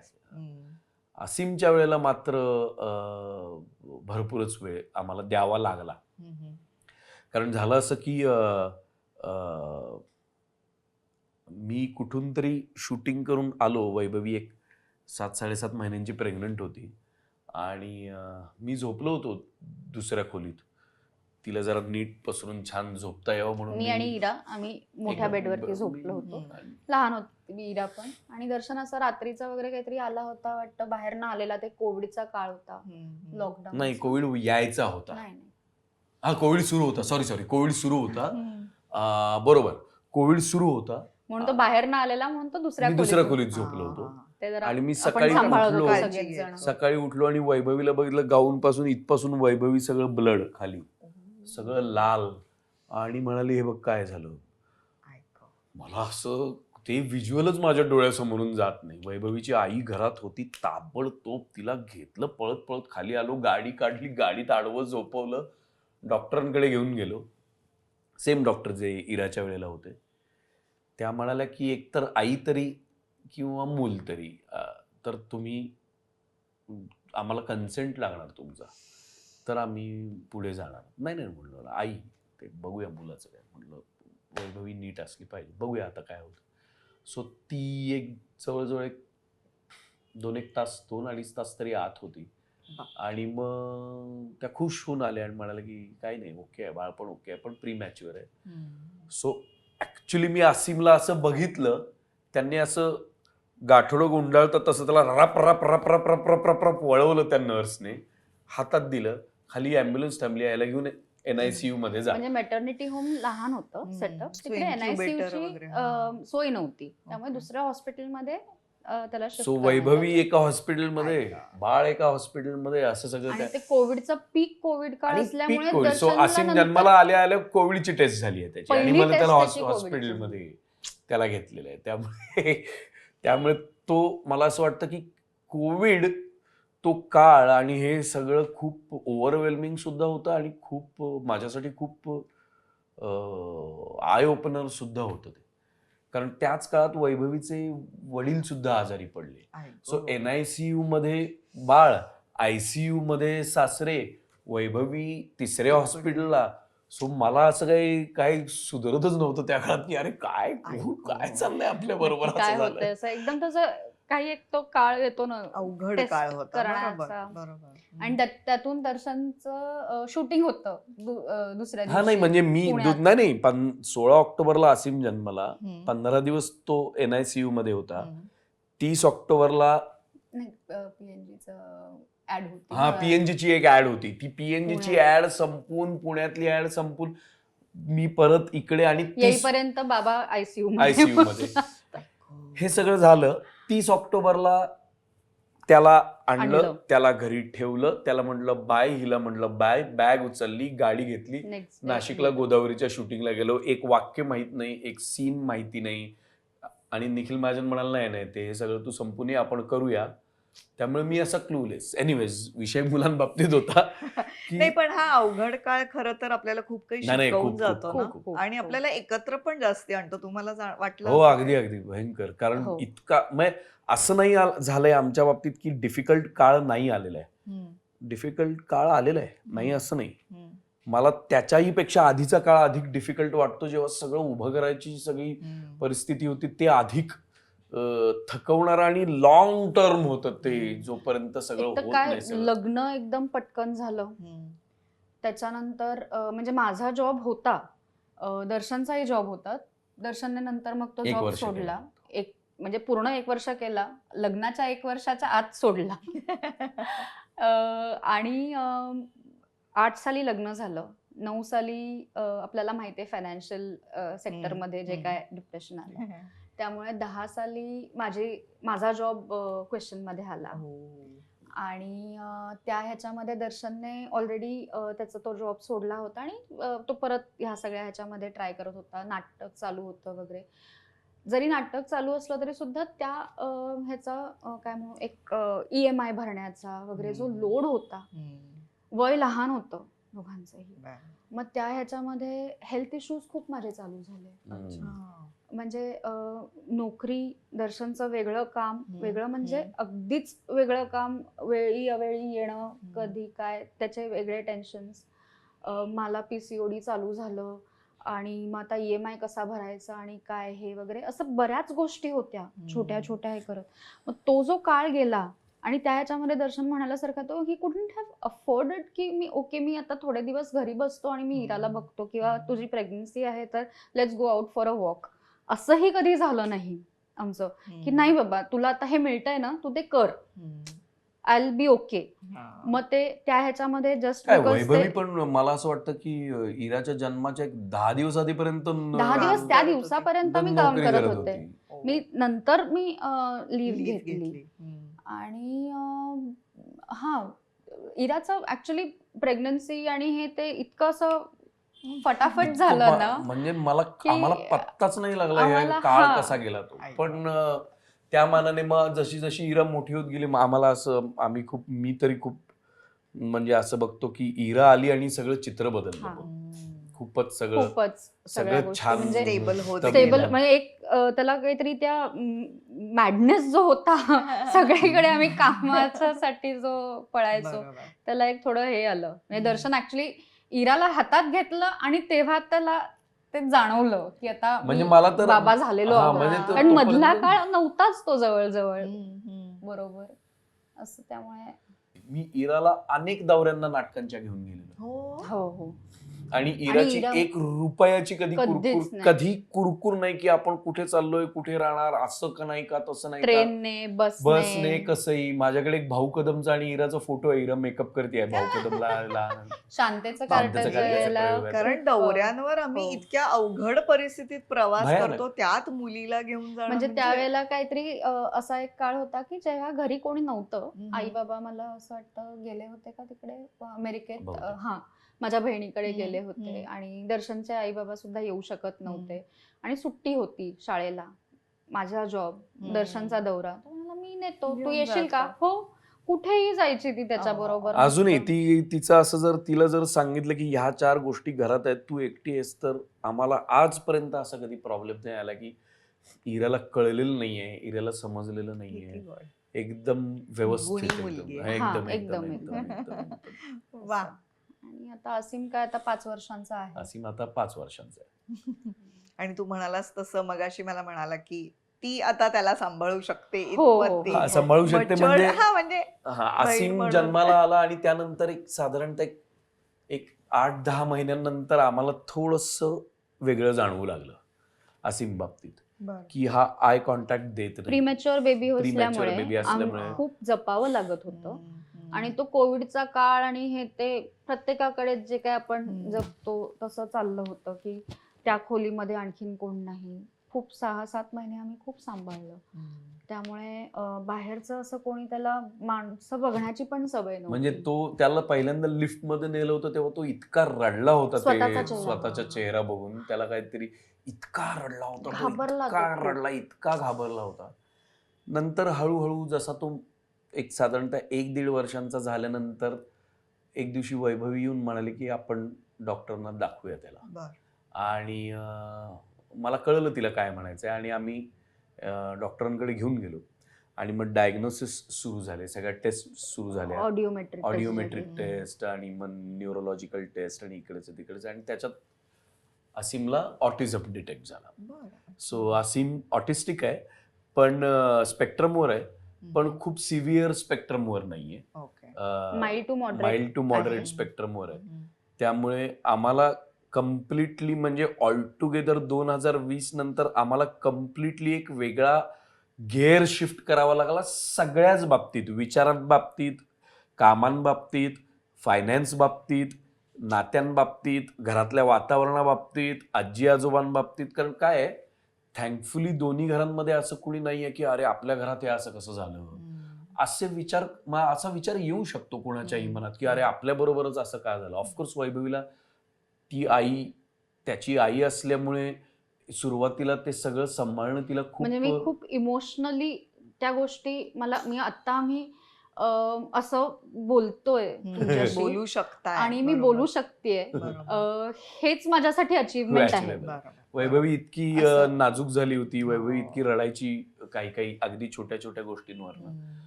पण समहाऊ म्हणजे परत तेच आहे पण पुन्हा तेच आहे माझा असा म्हणजे मी काही स्वकौतुक करत नाही पण माझा असा स्वभाव आहे की माझ्यासमोर खूप मोठा प्रॉब्लेम आला तर मी हालत नाही अजिबात. मी शक्यतोवर माझ्यासमोर कितीही मोठा प्रॉब्लेम आला तरी मी तसा हालत नाही. पण माझं काहीतरी छटपूट हल्लं तर मी काहीतरी माझं वेगळंच होऊ शकतं. म्हणजे अगदी छोटूसं जरी हल्लं तरी सो मोठ्या प्रॉब्लेमशी डील करायला मला कधीच इश्यू नव्हता कारण मी मुंबईत आल्यापासून असंख्य वेळेला मोठेच प्रॉब्लेम डील करत आलेलो आहे. जगण्यापासूनचे खाण्यापिण्यापासूनचे सगळेच डील करत आले. त्यामुळे मला ह्या गोष्टीकडे मी फार ऑब्जेक्टिव्हली बघू लागलो. ती रिसर्च करू लागली मी रिसर्च करू लागलो. आम्ही त्याला असंख्य ठिकाणी घेऊन गेलो. पण मला हे पण सांगावंसं वाटतं की आत्ताच्या काळात ह्या ह्याचा अवेअरनेस सुद्धा वाढलेला आहे. पूर्वी तो एक टॅबू असायचा. पूर्वी बरोबर. त्याच्याकडे अरे बापरे हा मुलगा जरा नॉर्मल नाहीये किंवा ह्याच्यात प्रॉब्लेम आहे, किंवा मग लोक काहीतरी देवदेवस्कीचं करायचे, काहीतरी वेगळीकडेच जायचा तो बरोबर. मार्ग. गावाखेड्यात होत असेल अजूनही, कदाचित माहिती नाही. पण आता अवेअरनेस वाढलाय. आता लोक समोरून मदतीचा हात पुढे करतात. आता कोणीही त्याच्याकडे अशा आमचा तरी अनुभव अत्यंत चांगला आहे की वा. कोणीच आम्हाला असं समोरून असा रिस्पॉन्स नाही आलाय की अच्छा हा असा आहे का, किंवा अच्छा हा प्रॉब्लेम आहे का, अरे मग तुम्ही बापरे. आणू नका त्याला घरी किंवा असं असं असं काहीच नाही. म्हणजे वी आर आय थिंक तसं आम्ही खूप थँकफुल आहोत. जी काय कम्युनिटी आपण इतकी वर्ष जपलेली आहे ती चांगली माणसं आहेत, काइंड हार्टेड आहेत, ह्युमन आहेत आणि तशाच दृष्टीने त्याच्याकडे बघतात. आमच्यासाठी खूप वेगळ्या पद्धतीने सगळं जग ओपन झालेलं आहे की बऱ्याच छोट्या छोट्या गोष्टी आणि इवन आमच्यातलं नातं सुद्धा असीमचं नाही फारच वेगळं झालं, खूप वेगळं सगळंच झालं. वेगळं झालंय. खूप पूर्ण वेगळं पूर्ण वेगळं झालं. म्हणजे एखादं जर का आम्ही खूप कचा जर का भांडत असलो किंवा काहीतरी विषय असेल ज्याच्यामध्ये खूप भांडायचं आणि मला खूप बोलायचं आहे तर असीम असेल समोर तर मी ते नाही करत. बरोबर. बिकॉज मग ते कॉन्स्टंटली एक बाजू माइंडची त्याच्यासाठी आहे. तो असेल तर बरोबर, किंवा काय बरोबर. असेल. म्हणजे हे असं असीम बाबतीत होणं हे त्याच्या दृष्टीने कदाचित थोडस काय आपण म्हणू, आम्हाला वाटेल की अरे असं का नॉर्मल का नाही, पण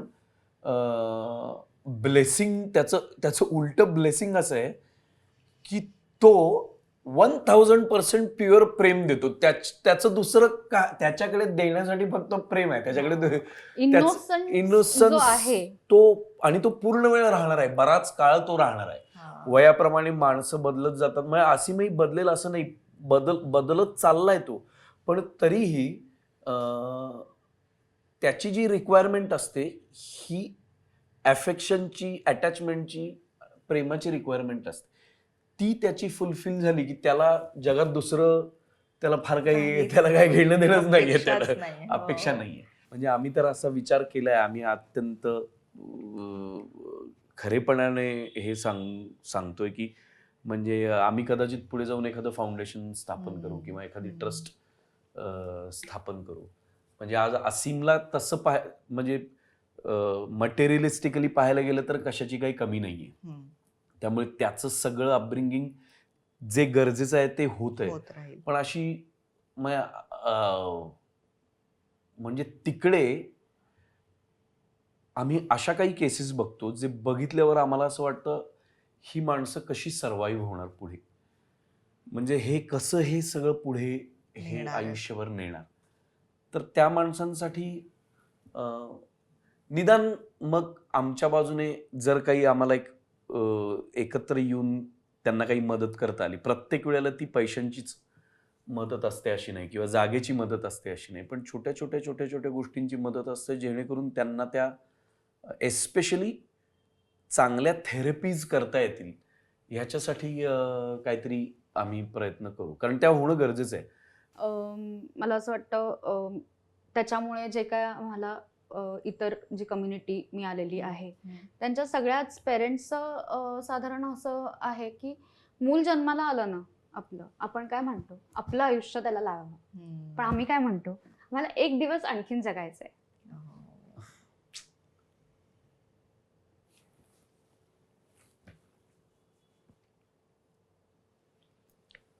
असा विषय पण झाला आमच्यात. मग जेव्हा रिसर्चसाठी तेव्हा ती म्हणाली की बोलायला हवं का, तर आमचं मी आधी म्हटलं नाही, बोलायला हवं, कारण लपवण्यासारखं एक तर काही ह्यात काही हे नाहीये, आणि दुसरी गोष्ट एक प्लॅटफॉर्म मिळतो जिथे कदाचित आपल्या म्हणजे बिंग अन ॲक्टर थोडंसं या क्षेत्रात असल्यामुळे असीमचं तर सगळं व्यवस्थित आहे, पण कोणीतरी हे बघेल जे हे प्रॉब्लेम्स कदाचित फेस करत असतील किंवा माहिती नाही, किंवा त्यांच्या आसपासचे कोणी त्यांना या गोष्टीची जर जाणीव असेल तर त्याचा निदान अवेअरनेस तरी वाढेल. अवेअरनेस वाढणं गरजेचं आहे. एकदा अवेअरनेस वाढला की मग तो फार काही मोठा प्रॉब्लेम राहत नाही, प्रॉब्लेमच राहत नाही मुळात.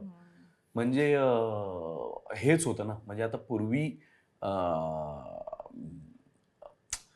पूर्वी एस्पेशली स्त्रियांबाबतीत आणि मुलींबाबतीत वाटेल ते निर्णय घेतले जायचे ना. बरोबर. त्यांच्या हेल्थ कन्सर्न्सना बाजूला टाकून त्याला एक वेगळाच अँगल देऊन, पण जसा अवेअरनेस वाढत गेला की स्त्रियांना पिरियड्स येणं हे नॅचरल आहे, काही गोष्टी ह्या स्त्रियांबाबतीत अत्यंत नॅचरल आहेत, त्या त्यांच्याबरोबर प्रत्येक स्त्रीबरोबर होत असतात. ह्याचा जसा जसा अवेअरनेस वाढला तसं तसं गोष्टी बदलत गेल्या ना. म्हणजे आणि त्या बदलत जाणार, असं नाही थांबणार. तसं ह्याही गोष्टी बाबतीत असं आहे की आपण म्हणजे अपफ्रंट भिडताना कधी कधी असं वाटू शकतं की बापरे, आता अजून पुढे काय वाढून ठेवलंय, अजून पुढे काय. पण तुम्ही one day at a time जर त्या गोष्टीकडे अति विचार न करता one day at a time त्या गोष्टीकडे बघितलं तर आता मागे बघून बघताना आम्हाला असं वाटत नाही जिथून असीमने सुरुवात केली आणि जिथे असीम आलाय, एक नॉर्मल मुलगा येतो खूप तसंच transition आहे. खूपच ट्रान्झिशन आहे. म्हणजे म्हणजे त्याचं वय जर का 5 वर्ष नाही धरलं आपण आणि म्हटलं की ओके आता तो 3-3.5 वर्षांसारखा वागतोय, तर ओके आहे. मस्त आहे. करेक्ट. आणि म्हणजे- आम्हाला ह्या सगळ्यात आम्हाला हे इराला हळूहळू समजावं लागलं. बरोबर. तेही तुझा भाऊ ऑटिस्टिक आहे असं समजावणं भयंकर आहे. बरोबर. आम्हाला तिला हळूहळू हळूहळू हळूहळू त्या टप्प्यापर्यंत आम्ही तिला आणलं.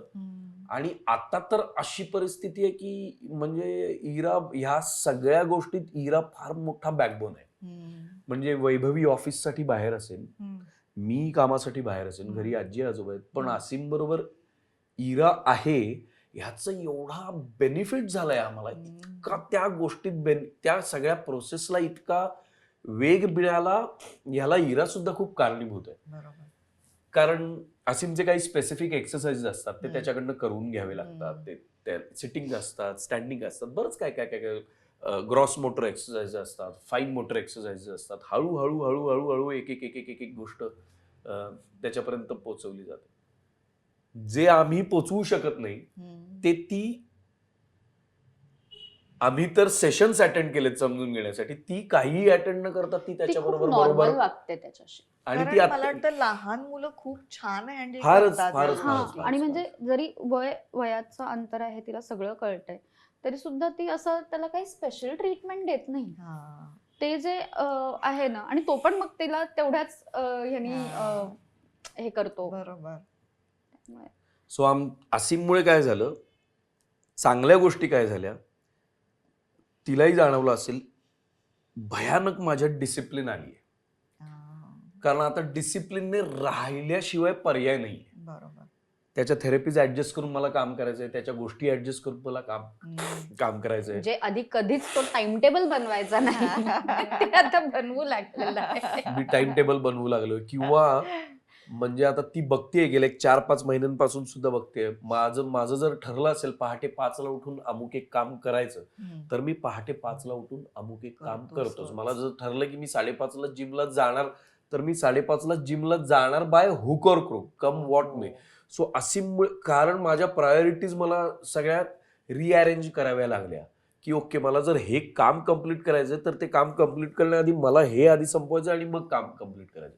आणि द बेस्ट पार्ट इज, ह्याचं कसलंही, सगळ्यात सुंदर भाग ह्याचा आहे, आम्हाला दोघांनाही ह्याचं कसलंही बर्डन नाही वाटत आहे की अरे बापरे आता हे सांभाळून हे करायचंय का.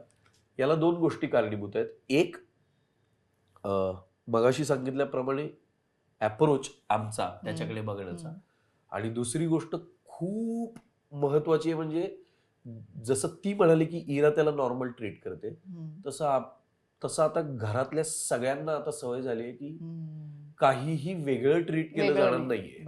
जे नॉर्मल मुलाला ट्रीट केलं जाणार तेच ट्रीट केलं जाणार. त्यामुळे इतका फरक पडलाय घरात. आम्ही जसं ट्रेनिंग घेतलं तसं घरी येऊन आम्ही आई बाबांना ट्रेनिंग सांगितलं की असं असं करायचं. म्हणजे मग दर्शन कधी दौऱ्यावर असताना किंवा काय, आई घेऊन जाते त्याला थेरपीजना किंवा काय, तर व्यवस्थित म्हणजे ते पॅटर्न त्याचं सेट झालेलं आहे सगळ्यांबरोबरचं. एक काय नाहीतर एक मूल झालं, एक 14 वर्ष, आता इरा 14 वर्षांची झाली, लग्नाला 17 वर्ष झाली, तर एक मंडेन आयुष्य, एक रुटीन आयुष्य होऊ शकतं. आमचा ड्रामा वाढतच चाललेला आहे. त्यामुळे आम्हाला दररोज एक दररोज काहीतरी एक नवीन नवीन असतं. नवीन आमच्याकडे आज ड्रामा हे असतो. झालंय. असं फुल ड्रॅमॅटिक आहे. फक्त काय त्याच्यात ह्या सगळ्यात सगळ्यांचा इमोशनल कोशंट हाय झालेला आहे, जो होणं स्वाभाविकच होतं.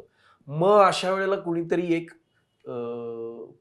एक असं लागतं की व्हॉट एव्हर इट इज, तुमचं इमोशनल कोशंट तुमच्याकडे, पण प्रॅक्टिकली ह्या गोष्टी झाल्याच पाहिजेत. सो ते आम्ही बॅलन्स म्हणजे ते बऱ्यापैकी आम्ही एकमेकांना मग त्याच्याबद्दल बॅलन्स आउट करतो. कधी कधी मी खूप खूप जास्त एक्झॉस्टेड असते की कदाचित ऑफिसमधले काही दिवस एकदम कठीण गेलेला आहे, किंवा इवन घरनं काम करत असले तरी सुद्धा ओके हा ऑफिसला नाही जायचं ना, घरनं बसूनच काम करायचं. हे खूप असं म्हणजे सांगितलं जातं की ते खूप इझी वाटतं, बट जास्त अवघड आहे ते ते जास्त उलट. अवघड आहे. म्हणजे तुम्ही बेडरूम मध्ये स्वतःला लॉक करून घेताय, काहीतरी प्रेझेंट करताय, पाठीमागे म्हणजे मोठमोठ्याने काहीतरी चालू आहे, तर न हलता आपला टोन न हे करता तरी सुद्धा तेवढंच ह्यानी ते चालू ठेवायचं. तो कॉल 1 तासाचा, अर्धा तासाचा, पाऊण तासाचा जो काय असेल तो संपवायचा आणि मग दरवाजा उघडून काय होतंय ते बघायचं. तर हे खूप कठीण Difficult आहे. आहे. म्हणजे कधी कधी तर दरवाजा उघडून असीम आतमध्ये पण येतो. एका हाताने तो काहीतरी खेचत असतो, काहीतरी बॉल मारत असतो, किंवा काहीतरी त्याच्याबरोबर त्याला काहीतरी खेळवत असते, आणि तरी सुद्धा त्या मीटिंग मध्ये आहात तुम्ही आणि ते करायचं आहे. मला असं वाटतं की सुरुवातीला इंटर कॉलेजिएट आणि इंटर स्कूल केल्यामुळे जरा ऍक्टिंग थोडीशी जमते, म्हणून ते कदाचित आहे काहीतरी चालू तरी सुद्धा आपण किती छान हसून बोलू शकतो, असं काहीतरी होतं. त्यामुळे जसं माझं So- इराकडे सॉरी हा. जसं इराकडे लक्ष नव्हतं तसं माझं असीमकडे असीमकडे आहे. मी अधिक हे आहे. हा. म्हणजे मी मग तुझी नोकरी आहे तर माझी जर वेळ फ्लेक्झिबल आहे तर मग मी ते 50 गोष्टी तसं adjust मग करतो. होऊन जातं. मग दर्शनला एकदा म्हणजे मध्येच कधीतरी दिवसातनं मेसेज होतो की आजचा डिफिकल्ट आहे, असं असं होतंय किंवा काय. मग तो जेव्हा घरी येतो तेव्हा ही नोस की okay I have gone through something, मग तो टेक ओव्हर करतो. किंवा दर्शन जर का फुल डे घरी आहे किंवा त्यांनी काहीतरी हे केलेलं आहे आणि त्याला परत काम आहे, देन आय टेक ओव्हर. किंवा आई बाबा आहेत घरी, आई बऱ्याच वेळेला हे करते, इरा असते, इराच्या परीने ती करते. सो असं एक म्हणजे इमोशनल क्वोशंट जरी सगळ्यांचा हाय असला तरी सुद्धा एक कोणीतरी मग त्याच्यामधलं असं निघतं की ओके हा अँकर आहे. बऱ्याच वेळेला अँकर आय वुड से की दर्शन असतो, कारण मी खूप इमोशनल माझं खूपच हाय होऊन जातं सगळ्याच बाबतीत, आणि तो तेवढ्याच सगळ्या गोष्टी प्रॅक्टिकली बघतो की बाबा ओके काय नक्की प्रॉब्लेम झालेला आहे, हे झालंय ना, मग ठीक आहे ओके. सो फक्त तेच आहे की त्याचा आम्ही कधी बर्डन घेतलं नाही, त्याचं कधी आम्हाला असं वाटलं नाही की बापरे हे काय आपल्याबरोबर वेगळं झालं किंवा काय. एवढंच आहे की ते आम्ही अत्यंत बेस्ट पार्ट आहे की हेच जर दोघेही पेरेंट जर इमोशनल असतील तर मग फार अवघड आहे सगळं हे पुढे हे करणं. त्यामुळे मला कधी कधी असं वाटतं की मी जरा जगाकडे, स्वतःकडे, संसाराकडे, माणसांकडे, सगळ्याकडेच मी जरा थर्ड पॉइंट ऑफ व्ह्यूने बघत आलेलो आहे. ह्याचा फायदाच झाला या गोष्टीसाठी तुलाही आणि तुझ्या कुटुंबाला Absolutely. म्हणजे है ना. मला त्या निमित्ताने तुम्हा दोघांचं खूप मनापासून कौतुक करायचंय. फक्त तुमचंच नाही, तुमच्या अख्ख्या कुटुंबाचं. आणि हे तुम्ही खरंच मनमोकळेपणाने इथे बोललात, याची खरंच गरज आहे. कारण तुम्ही जागरूकताही वाढवताय आणि त्याच्याकडे तुम्ही ज्या पॉझिटिव्हिटीनी बघताय, एखाद्या माणसाकडे ती नसेल तर ती तुम्ही पसरवताय पॉझिटिव्हिटी. त्यामुळे तुमचं मनापासून कौतुक आणि खूप साऱ्या शुभेच्छा. थँक्यू. तुम्हाला जे पुढे जाऊन ह्याविषयी काम करायचंय Yes. ते निश्चित लवकरात लवकर घडो. कमाल. आता मला वाटतं आपण मूड लाईट येस प्लीज. करण्यासाठी परत एक गेम खेळूया. तुम्हाला काही पाणी, गरम नाही, पाणी. आता तुम्हाला शाळेतले मार्क द्यायचे एकमेकांना. 10चीच परीक्षा आहे. बरं. 10 पैकीच द्यायचे एकमेकांना मार्क. तर विषय मी सांगणार आहे आणि मग तुम्ही एकमेकांना मार्क द्यायचे. ओके. पॅनिक परिस्थितीत शांतपणे हँडल करणं. मी आधी द्यायचं तू मला द्यायचं देऊन जाती. टाक. तर 10 पैकी 10. आणि तू हिला दे मार्क. मी तर नापास होईना ग याच्यामध्ये. -4. Minus मध्ये गेलेलं आहे. कारण पॅनिक परिस्थिती म्हणजे पॅनिक मध्ये अजून पॅनिक, Panic अजून होणं. पॅनिक, अजून पॅनिक. ओके, एवढं काय नाहीये, होतं. वा वा वा वा. रोमॅन्स. 10. वाव.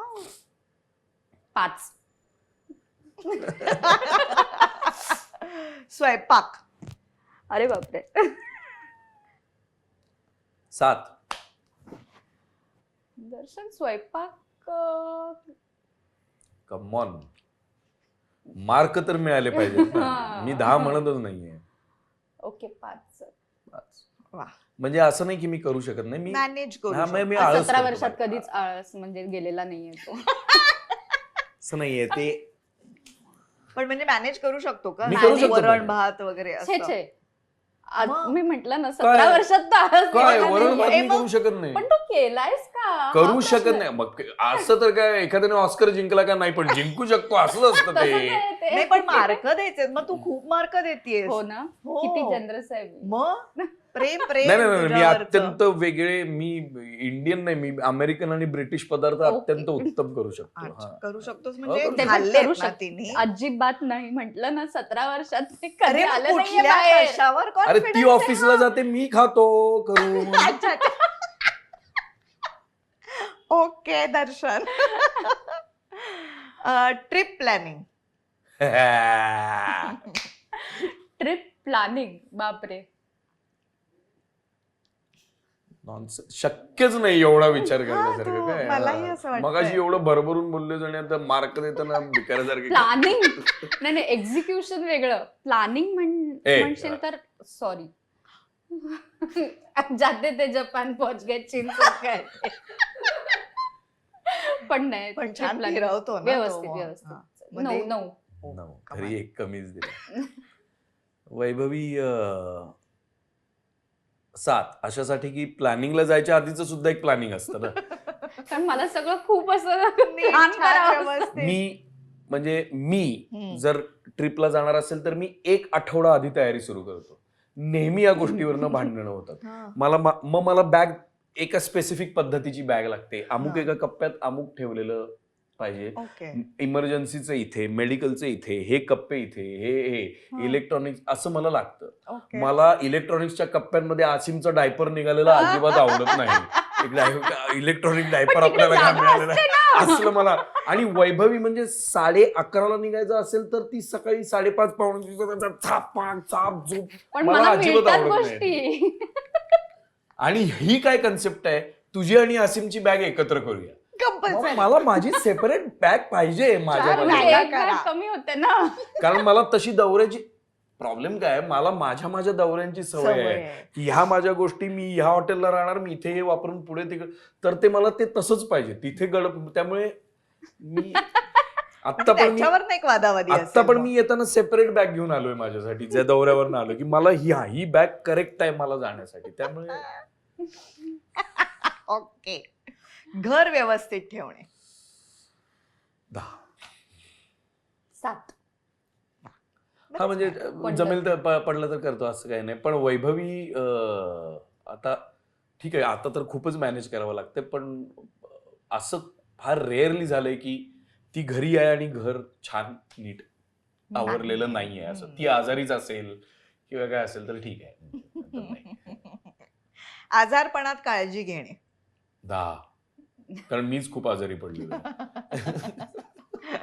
हा, त्याला 10 वा वा करतो. वा, कमाल, मस्त. वा, छान. आता आमचं अनिश्चित क्षेत्र आणि तुझं तसं फायनान्शियली बोलतेय हम्म. मी, हा, हा. निश्चित क्षेत्र. तर फायनान्सेस मॅनेज करणं हा एक वेगळा कप्पा असतो संसारातला. तो कोण सांभाळतं? म्हणजे तू बँकर आणि हे असल्या कारणाने ते सगळं तुझ्याचकडे येतं का? म्हणजे सेव्हिंग करणं म्हण किंवा तसं म्हणजे मी ते सोपवलेलं आहे. म्हणजे हा. ते तिनेच करायला पाहिजे असंही असं काही काही नाही. नाही. पण मी आजपर्यंत क्रेडिट कार्ड वापरलेलं नाही. अच्छा. कारण माझ्याकडे जर क्रेडिट कार्ड आलं तर मी घरही विकेन त्याच्यावर आणि मी मला पाहिजे त्या गोष्टी घेईन. मला काही फरक पडत नाही. त्यामुळे मी क्रेडिट कार्ड वापरत नाही. ओके. म्हणजे असं नाहीये की मी खूप खर्च करतो. तू बघशील मी अंगठी नाही वापरत, चेन नाही वापरत, माझ्या अशा नेसेसिटीज नाहीये. पण मला जर असं वाटलं की मला 27,000चे समजा शूज आवडले तर मी 27,000चे शूज घेणार, मी मागे पुढे बघणार नाही. सो हे मला माहिती असल्यामुळे मी बाकी सगळं सेविंग काय मुलांसाठीचं आपलं घराचं अमुक डमुक लोन, इन्शुरन्स, मेडिक्लेम सगळं मला मेडिक्लेमचा फॉर्म भरता येत नाही, इन्शुरन्सचा फॉर्म भरता येत नाही मला. दोन्ही डिलिव्हरीजच्या वेळेला मीच फॉर्म भरलेले आहे. मीच गेली आहे डिलिव्हरी आणि मी आतमध्ये गेलेले, म्हणजे इमर्जन्सीच्या वेळेला सुद्धा मीच फॉर्म भरलेला आहे. तो सहीला इकडे आला होता. आणि इव्हन डिस्चार्जच्या वेळेला सुद्धा मीच फॉर्म भरते, कारण मेडिक्लेमचं सगळ्या गोष्टी मला माहिती आहेत. बरं, ह्याच्या आधी म्हणजे कधी ज्या वेळेला प्रोसिजर वगैरे आहे त्याच्या आधी मी चक्क मेसेज पाठवते दर्शनला की हा अकाउंट नंबर आहे, हा इन्शुरन्स पॉलिसी नंबर आहे, की जर का मला काही झालं तिकडे नाही आता बोलता येते म्हणजे मी बाहेरच नाही आले. मला जर असं म्हणजे हा प्रॉब्लेम आहे की नाही, मला जर असं कोणी सांगितलं हे ब्लॉक्स आहेत आणि ह्याच्यात ही करेक्ट इन्फॉर्मेशन भरायची तर मी हमखास चुकणार. ऍक्च्युली ना प्रेशर येतं त्यामुळे मला तो फोबिया आहे. मला ते असं होतं की अच्छा हे असं आणि असंच पाहिजे का, मग आपण काय असं आणि असंच नाही, असं होऊ शकत नाही. म्हणजे मराठी जरी कच्चं असलं तरी सुद्धा ह्या गोष्टी जमतात मला लक्षात राहतात. अनेक वेळेला दर्शन असा मला ह्या कार्डाचं पिन काय आहे वगैरे इथपासून सगळ्या, म्हणजे त्याच्या ह्या कार्डाचं पिन काय आहे आणि तिने पिन सांगितलेलं आणि तरी मी चुकीचं असं माझं अनेकदा होतं. मी डीच्या जागी गोंधळच होतो. मला समजतच नाही ते, मी जरा त्या बाबतीत सॉरी आहे. त्यामुळे मी ते सगळं तिच्याकडे सोपवलेलं आहे. आणि द बेस्ट पार्ट ह्यातनं काय म्हणजे ब्लेसिंग इन डिस्गाईज म्हणतात. मला जर माहिती असतं माझ्याकडे किती पैसे आहेत, तर मी त्यातून अजून काय उगाच खर्च. पण तेही आहे तो असा म्हणजे काय म्हणू, खर्च असा खरंच सुटत नाही. म्हणजे तो कॉन्शियस असतो काय हे घ्यायचं. दोघंही एकत्र गेल्यावरती दुकानदाराच्या समोर काहीतरी आपण सिलेक्ट करतो आणि त्याच्यानंतर तो असा एकदम खूप इनोसंट चेहरा करून मला विचारतो एवढंच घेऊ. म्हणजे अशी फुल विलन ठरते की काय या माणसाला एवढीही त्याला हे नाहीये, फ्रीडम नाहीये की काहीतरी आवडलं त्याला घ्यावं असं वाटलं. मला माहितीच नाहीये नेमके म्हणजे किती काय सेव्हिंग आहे, कुठे मला कुठच्या कार्डावरती काय आहे किंवा पाकिटात आपल्या कॅश आहे का नाही हेही त्याला तसं माहिती नसतं. मग हळूहळू करण्याची इच्छा आहे का नाही? 17 वर्ष मला एवढे पैसे पाहिजेत, ते मला मिळाले की माझा प्रॉब्लेम सॉल्व्ह होतो. पण तो तसंच म्हणजे नाटकाचं पाकिट किंवा चेक किंवा काही आतापर्यंत दर्शनने एकदाही त्यांनी मला हे विचारलं नाहीये की एवढे पैसे कुठे खर्च झाले किंवा काय. तसं म्हणजे पूर्णपणे ते सोपवलंय म्हणजे माझ्याकडे. अननेसेसरी हिशोबच दे किंवा काय असं पण काय नाही. म्हणजे घर घ्यायचं, घरात काय पाहिजे, काय करायचं ते करा, झोपायला मोठा बेड पाहिजे, ताणून झोप, बाकी मग आता बघा मग कायकडे फ्रेम लावा किंवा काय करायचं ते करा, काय प्रॉब्लेम नाही. सिम्पल त्याची क्लॅरिटी आहे. आणि ती क्लॅरिटी मला असं वाटतं की त्या सगळ्या आधीच्या दिवसांमध्येच आलेली आहे. ते सगळे एक हिशोब करा, कोणाचं पेमेंट कोण देणार, कधी तुला तर माहिती आहे कसं पेमेंट स्ट्रक्चर आणि काय सगळं फॉलोअप घ्या आणि सगळं हे. त्यामुळे मी ते आता 17 वर्षांचा तुमचा संसार आहे. सुरुवातीचा काळ, आत्ताचा काळ, तुम्ही खूप वेगवेगळ्या फेजेस मध्ये एकमेकांना बघताय. तुम्हाला काय वाटतं, प्रेमाची परिभाषा तुमच्या नात्यात कशी बदलत गेली, किंवा माणूस म्हणून तुम्ही एकमेकांचा कसा आता विचार करता? मला असं आवर्जून सांगावंसं वाटतं की सुरुवातीची काही वर्ष समजण्यातच गेली, पण मला असं वाटतं इरा नंतरचा जो सगळा हा काळ आहे तो मला असं वाटतं म्हणजे जसं आपण असं म्हणतो की इरा 14 वर्षांची आहे, तसे आम्ही पेरेंट्स 14 वर्षांचेच आहोत. आमची वय जरी वेगळी असली तरी पेरेंट म्हणून आम्ही 14 वर्षांचेच आहोत, तिच्या वयाचेच आम्ही पेरेंट आहोत.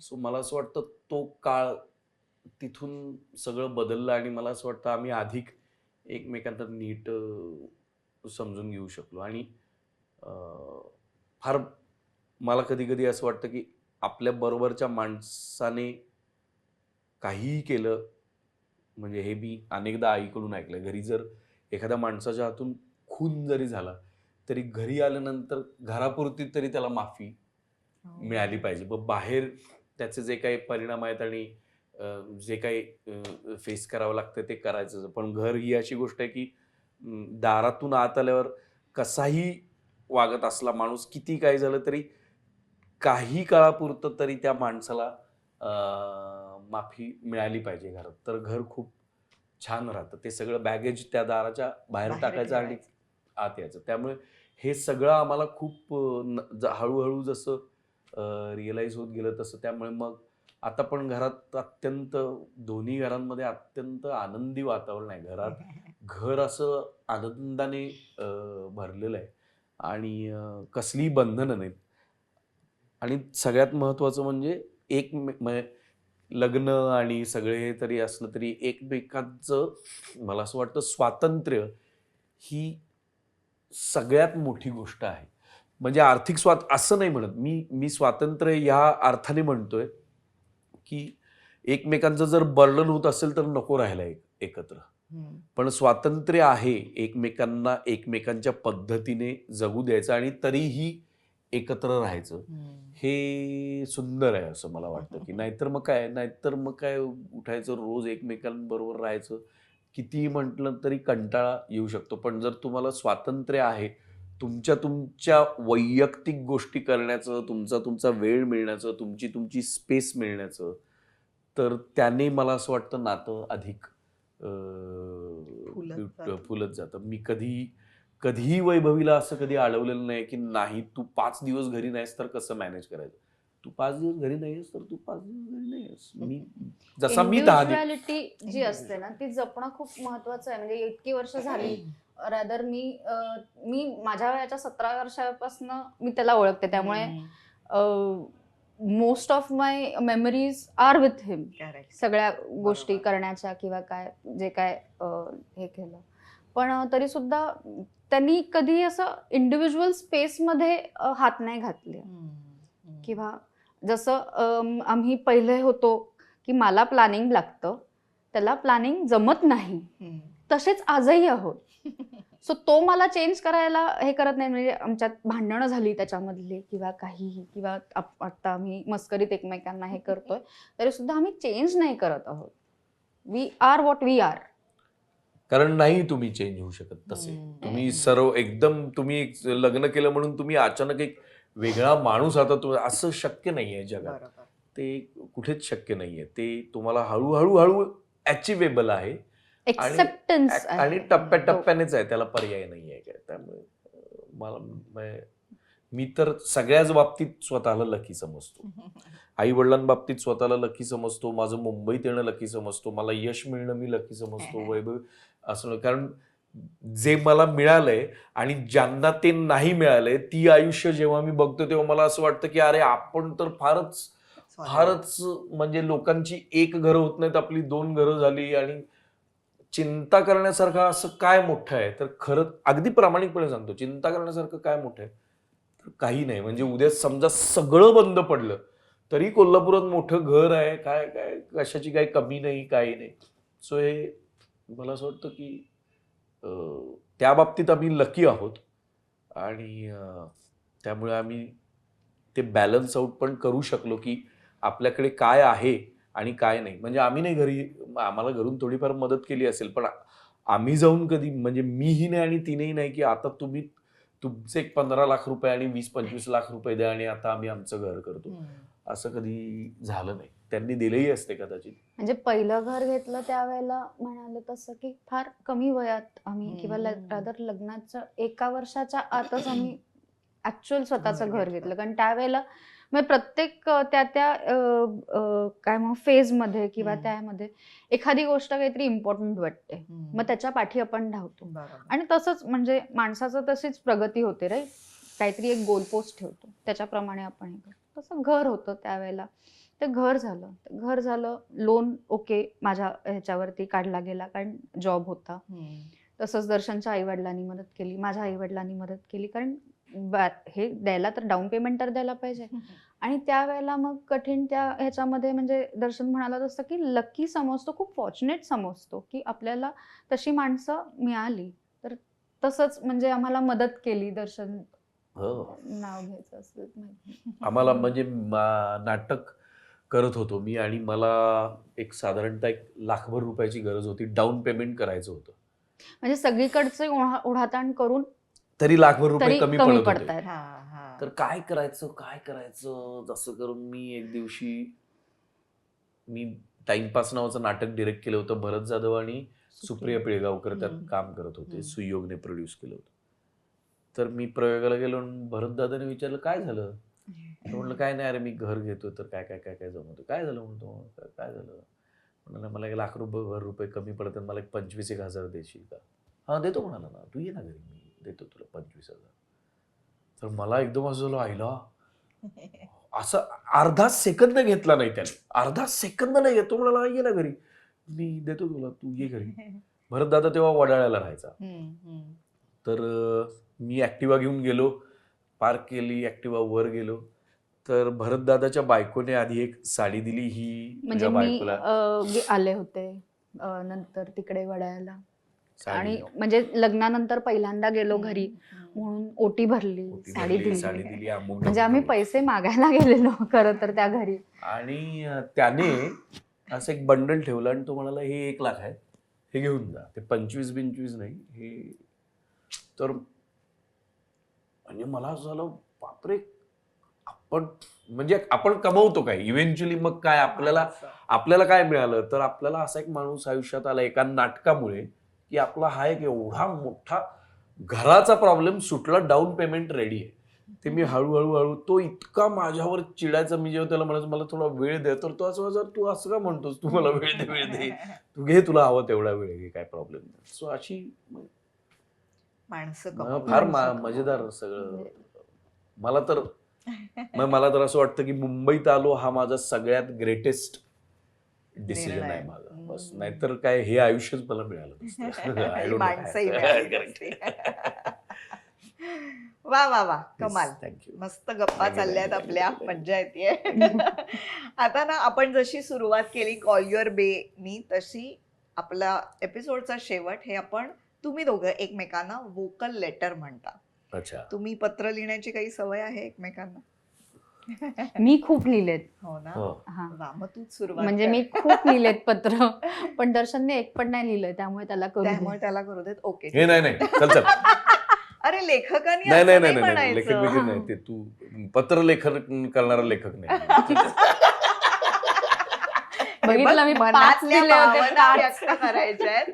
तर हे वोकल लेटर अगदी तू कर. प्रिय दर्शन आणि तुझीच पर्यंत असं असणं अपेक्षित आहे. ओके.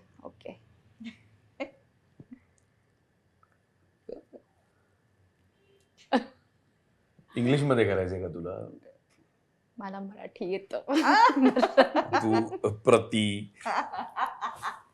मराठीत माझे मार्क जास्त आहेत तुझ्यापेक्षा. मार्कांवर काय ग.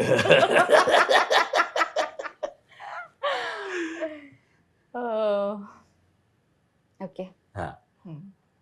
प्रियदर्शन, लग्नाची 17 वर्ष, एकत्र आपल्याला आपण राहिलेले X वर्ष असं म्हणू, आता मोजायला जात नाही. जसं आपण एकमेकांना प्रायोरिटाईज करत आलोय, इतर सगळ्या गोष्टी, टेन्शन्स, भांडणं, वादविवाद ह्याच्यामधनं सुद्धा आपण कायम एकमेकांना चूज करत आलोय, तसंच मी कधीही कुठच्याही वेळेला तुलाच फक्त चूज कर. तुझीच म्हणाली नाही शेवटी, ते तुझीच. पण संपला नसेल पत्र तर आणखीन कोण चूज करेल?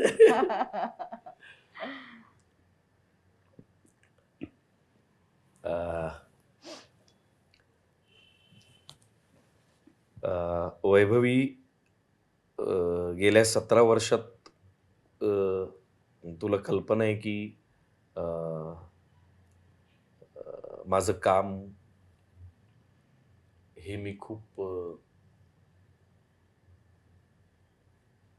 प्रमुख गोष्ट आपल्या नात्यात असंख्य वर्ष होती, 17 म्हणता येणार नाही पण असंख्य वर्ष होती. ते करण्यामागची काही कारणं हळूहळू तुला नंतर कळत गेली. पण मला वाटत नाही की माझ्यासारख्या मूर्ख, अल्लड, बालिश, थोड्याफार प्रमाणात अजूनही बेअक्कल मूर्ख माणसाबरोबर संसार करण्याचं धारिष्ट कोणी केलं असतं, पण ते तू केलंस. हे मी अशासाठी म्हणतोय की नवरा बायकोच्या नात्यांमध्ये हे म्हणताना नेमकं बालिशपणा म्हणजे काय, मूर्खपणा म्हणजे काय, अल्लडपणा म्हणजे काय हे वेगळं सांगायची गरज नाही. ते तुला पूर्ण माहिती आहे, अंतर्बाह्य माहिती आहे मी कसा आहे. आणि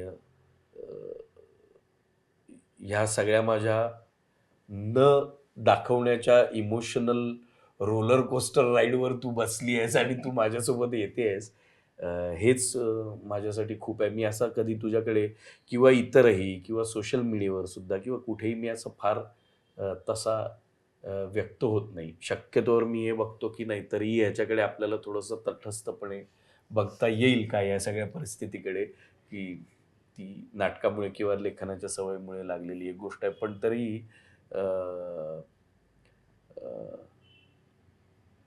मी तू माझ्या आयुष्यात नसतीस तर कदाचित मी पुन्हा कोल्हापूरला निघून गेलो असतो, अशी परिस्थिती होती. तू माझ्या आयुष्यात नसतीस तर कदाचित मी खूप चुकीच्या मार्गाला लागलो असतो. मी त्या चुकीच्या मार्गाला भोज्जा करून परत आलेलो आहे हेही तुला पूर्णपणे माहिती आहे. चुकीच्या म्हणता येणार नाही, पण एकटं राहण्याची धमक माझ्यात नाही. मी तो माणूस नाही की जो मी कितीही यश आलं काही आलं तरी माझं मी एकटा राहीन आणि करेन असं मी अनेकदा रागात तुला म्हटलं जरी असेल की माझं मी एकटं बघेन काय ते, तरी मला ते शक्य नाही. कारण मी एकटा राहणारा माणूस नाही, मला ते झेपत नाही. मला काही गोष्टी ज्या मी आईवडिलांबरोबर, मुलांबरोबर, मित्रांबरोबर मी नाही शेअर करू शकत, सांगू शकत, किंवा जी बाजू त्यांना माहितीच नाही आहे ती बाजू तू समजून घेतलीस आणि तुला हे लक्षात आलं की नाही तरीही वर्थ आहे या माणसासोबत राहायला. तर थँक्यू सो मच. अँड इथे सगळ्यांसमोर कबूल करतो, I owe you a gift आणि ते लवकरच तुला मिळेल. मी त्याला सतत म्हणत असते की गिफ्ट येत नाहीत का फार? हा नाही, म्हणजे दर्शनचं कसं असतं की आत्ता वेळ आहे किंवा आत्ता आपण बाहेर गेलोय तेव्हा तो घेईल असं नाही आहे. पण आठवण ठेवून की बाबा अमुक दिवशी तुझा वाढदिवस आहे किंवा आपला लग्नाचा वाढदिवस आहे वगैरे, मग काहीतरी ते आठवणीने कुठनं तरी हे प्लॅनिंग सच नाही त्याचं. आता मी तुला सांगतो काय, मी आता US ला गेलो होतो तरी घड्याळ घेतलं, कस्टमाइज करून नाव बिव एम्बॉस करून घड्याळ घेतलं आणि मी आलो आणि मी बॅग बिग ओपन केली. म्हणलं हे वैभवी तुला एक घड्याळ घेतलं. अरे बाबा थँक्यू थँक्यू. तर इरा अशी लांबून बघते मला अशी. म्हटलं काय झालं, म्हटलं काय झालं, इकडे ना म्हटलं काय झालं. आतल्या खोलीत गेली, डम बॅस करतो थोडं. काय झालं, परवा आहे ना 14 फेब्रुवारी, तर तू 14 फेब्रुवारीला द्यायचंच ना हे. म्हणजे तू गिफ्ट आठवणीने दिलंस हे पण झालं असतं आणि तू गिफ्ट दिलंस ते पण झालं असतं. तू डंब आहेस, तू असंच काढून तू डायरेक्ट तिला दिलंस. आता ती 14 फेब्रुवारीला वेगळं काहीतरी मागणार तुझ्याकडे. शाळा घेत असते काय. तर तू ते थिंकच नाही केलंस. म्हटलं हे बेस्ट आहे ना, डम बेस्ट का तू. ठीक आहे, मुलगी आणणार तुला हा. पायावर. तीच आहे. वा वा, असं आहे. कमाल. मस्त गप्पा झालेल्या आहेत thank you, आपल्या thank you. आणि खरंच खूप छान वाटलं तुम्ही Thank you. दोघंही आलात. येस. द अनुरूप शो अरे Oh, thank you okay. So much. Thank you, अरे सो thank you. नाईस. कमाल. हे लागणार घरात. अरे वा. Nice. Nice. Thank you Thank you. Thank you thank you thank you. वा वा, पुन्हा एकदा तुमच्या सगळ्या पुढच्या आयुष्यासाठी खूप साऱ्या शुभेच्छा Yes, आणि thank you. असेच पॉझिटिव्ह राहा. All the best. Thank you Thank you so thank you much. Thank you so much.